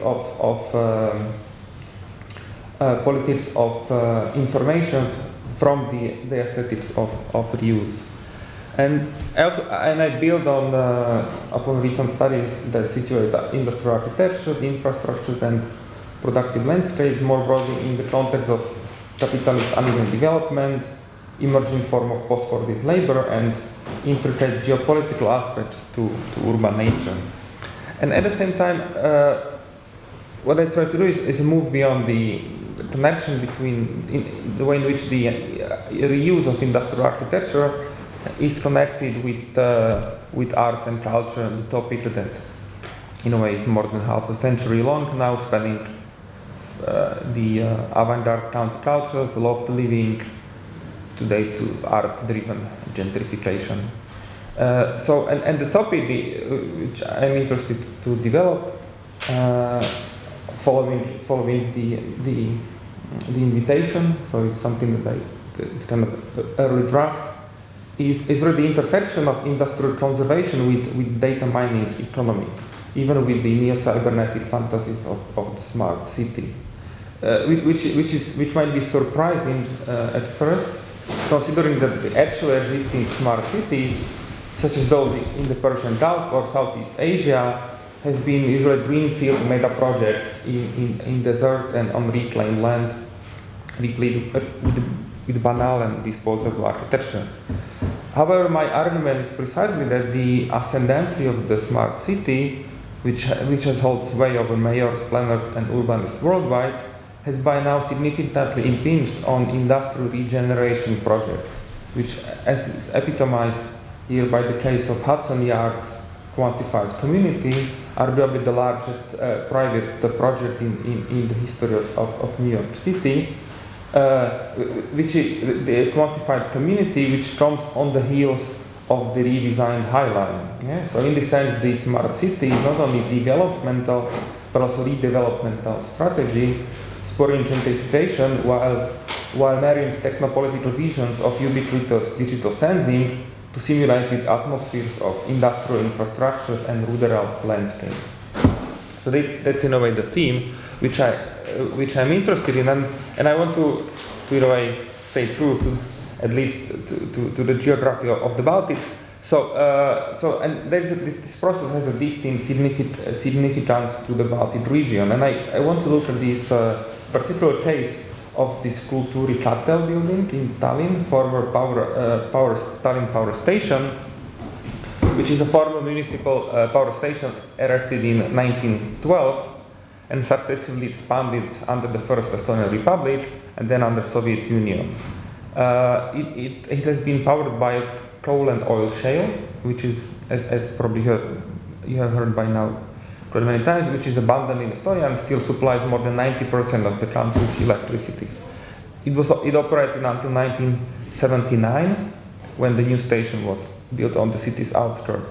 A year before the closure, the power station also featured in Andrei Tarkovsky Stalker movie, where it frames the entry of the stalker and his scientist. So it frames entry into the zone. And laying dormant since then, it was NGO initiated the municipal funded regeneration project in the late 2000s, and it was boosted by the European Culture Capital Festival in 2011 and was reopened in 2015 with design by Tallinn-based office Kava. Neatly polished limestone brick facade here frames a defunct concrete transmission pole, and a corroded fragment of a steam turbine is counterposed to the obligatory chimney. The original concept divided the building's more than 10,000 square meters in 4 segments according to the level of disrepair, from the east-facing representative facade to the ruined garden in the west. offices and meeting rooms were then organized around the hollowed-out core, which I want to, and this is the aesthetics in a way I'm struggling to understand socially and politically and economically. So what does this mean? In a way, the kind of now, especially with this table tennis image, which associated with maybe the Google headquarters, right? The idea of kind of working by plane, but now in a way this is situated in kind of aesthetics of ruination. So this is a kind of term I thought I want to play with, infrastructural expressionism, where you have a concrete walls and columns that have been carefully maintained as found or exposed even if necessary, revealing layers of paint, scratches, dents, and even rebar. Boilers, turbines, pipes, and other components of heat generating process with the rust and corrosion diligently conserved protrude from ceiling, walls, and floors as so many industrial fossils. Now, when I interviewed the architect, she told me that it was a low-budget project, but I do not think we would have covered or painted or made it look cleaner if we would have had more money. So it's very curious. In a way, a framing of the aesthetics of this restoration as ruination, which is, in my opinion, somehow reconciles the austerity economics on one hand and the aesthetic expression of that economics. Often the as-found appearance has to be carefully maintained. So in the case of this convoluted boiler piping, the architect actually stripped off the pipes of this fur-like asbestos protection to actually expose this worn corroded steel. So what it looks as found is actually requires quite significant maintenance. So the restoration as ruination can be distinguished, and this is my interpretation of the phenomena, less by what it does than what it does not do. And what it does not do is disrupting the atmosphere, marked by battered walls and pockmarked columns, rail tracks embedded in floors, and baroquely defunct fragments of machinery. In other words, the restoration as ruination approach does not so much fetishize ruins as it precipitates affective turn to ruination as a process. In other words, to appear complete, a restored industrial building must emit a sense of unintentionality as it not having been touched at all. And it also intrigues on the intriguing self-annihilation of architecture, as if laying bare the marrow of historicity by exposing the walls and speeding up the rusting process. In a sense, we can also think of this design approach as inverting the role of white in modernism. So Mark Widley, in his book on the role of white in modernism, wrote that the truth made visible by the whitewash is not that of structural materials or construction technology, but it's the truth of modern life. End of quote. So in a like but inverted manner, the utopian truth of this restoration as ruination is the matter of stripping rather than painting. Postmodern temporality in this case is laid bare by removing expendable clothes of paint, decontextualizing and renaturalizing history, complete with literal aspects to bring in nature back. As a form of renaturalized architecture in both ecological and ideological sense, the restoration as ruination is an opportune backdrop then against which the newness of the new can be projected. And in a sense, prototypical environments of the post-Fordist economy are admittedly no longer framed by white walls, but very often are epitomized by grey, brown, and moss green of many retrofitted factories whose painstakingly staged atmospheres of raw authenticity frame the scintillating utopias of the smart economy. So now, second part of the story. In the autumn of 2017, Estonia held the rotating presidency of the EU Council, hastily rescheduled from the spring 2018 in the wake of the UK's Brexit referendum. The highlight event was Tallinn Digital Summit, showcasing the country's vigorous advance towards a data-driven society. And the Kultūrkatels, the factory I've been speaking about, was selected as the official conference venue for the presidency and for the summit, an intriguing epitome of the above questions. And however, this choice is not surprising given geo and techno-political aspects to Estonia's recent history. The country's distinctive feature has been the combination of aggressive neoliberalism and public sector restructuring in the model of an application software, the country as a service, and political process as a blockchain technology. Situated at the intersection of ethnic nationalism and digital globalism, these programs have been expedited by recurrent negative references to the country's Soviet past. So we can think of this as a form of reactive past dependency, where the proximity of this admittedly failed model of Soviet Union has at the same time all the wheels of neoliberal economy and digital society discourse. And so just one example from Estonian President 1997, stated in 1997. So nonetheless, this history might also explain why the organizers of the EU 2017 presidency and Tallinn Digital Summit hardly felt any need to disguise aesthetic aspects to industrial ruination, and actually quite the opposite is the case. So here is the EU presidency logo actually juxtaposed against the industrial skeleton of the building. And there are some striking images from the event. So for example, digital screen installation flow, commissioned for the occasion, amplified rather than offset the industrial background, playing on the contrast and ambiguities between organic flows of data and nature and rough industrial texture. This is the proposal for the installation.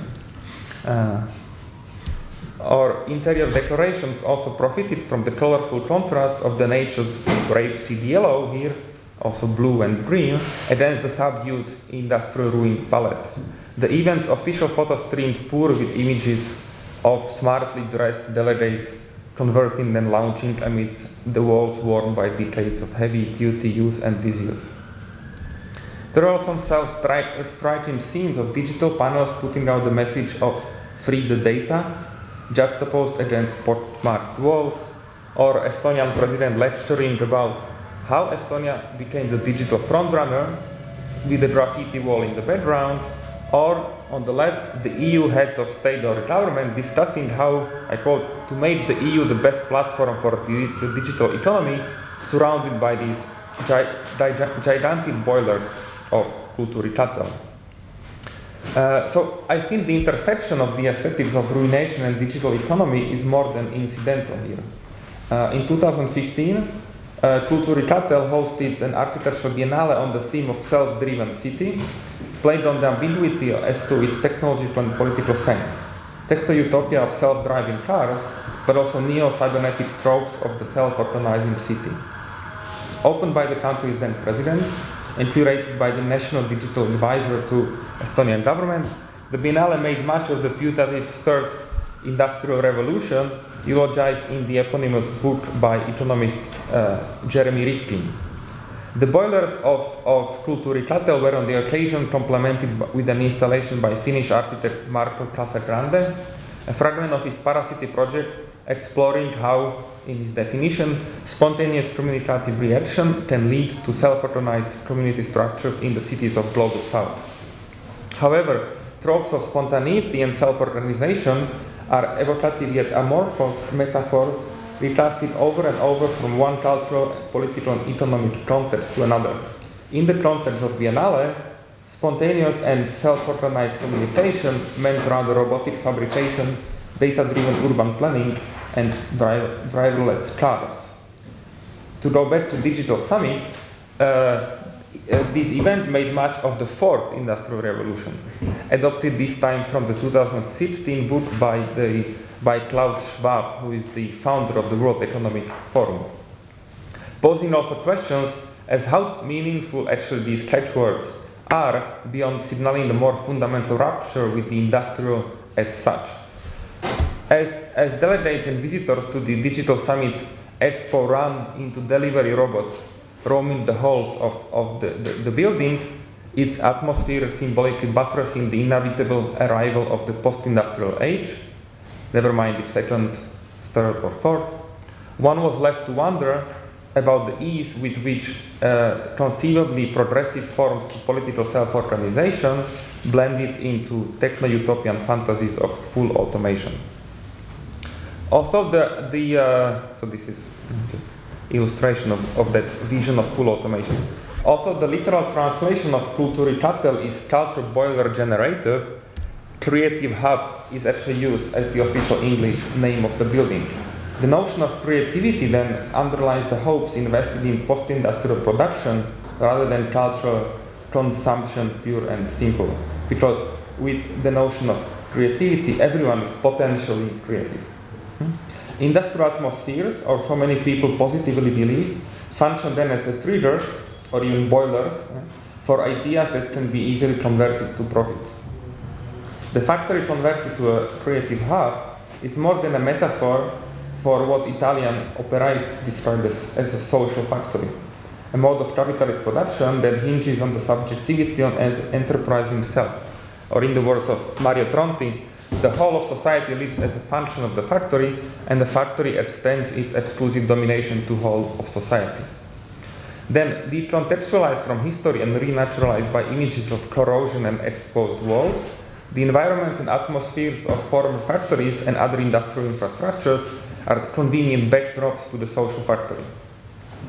Industrial ruins, or other exposed processes of ruination, are retroactive monuments to the fancy heroism of the digital age, whose infrastructural components, such as rural data farms, underwater sea cables, global south rare earth metal mines, or for that matter any segment of the Estonian government's e-service ecosystem, are devoid of Herculean symbolism. Yeah? It is unlikely that these digital infrastructures could be monumentalized in any collectively meaningful way. Yeah? So that's the core, in a way, of my argument. So there is no meaningful way in which you can create a monument out of data infrastructure. Yeah? So that's why the monuments are the ruins of the industrial economy. This is the quote. So, to conclude, in the early 20th century, architectural modernism in Europe and the Soviet Union drew on images of American factories, reading into them universally valid forms of engineering rationality.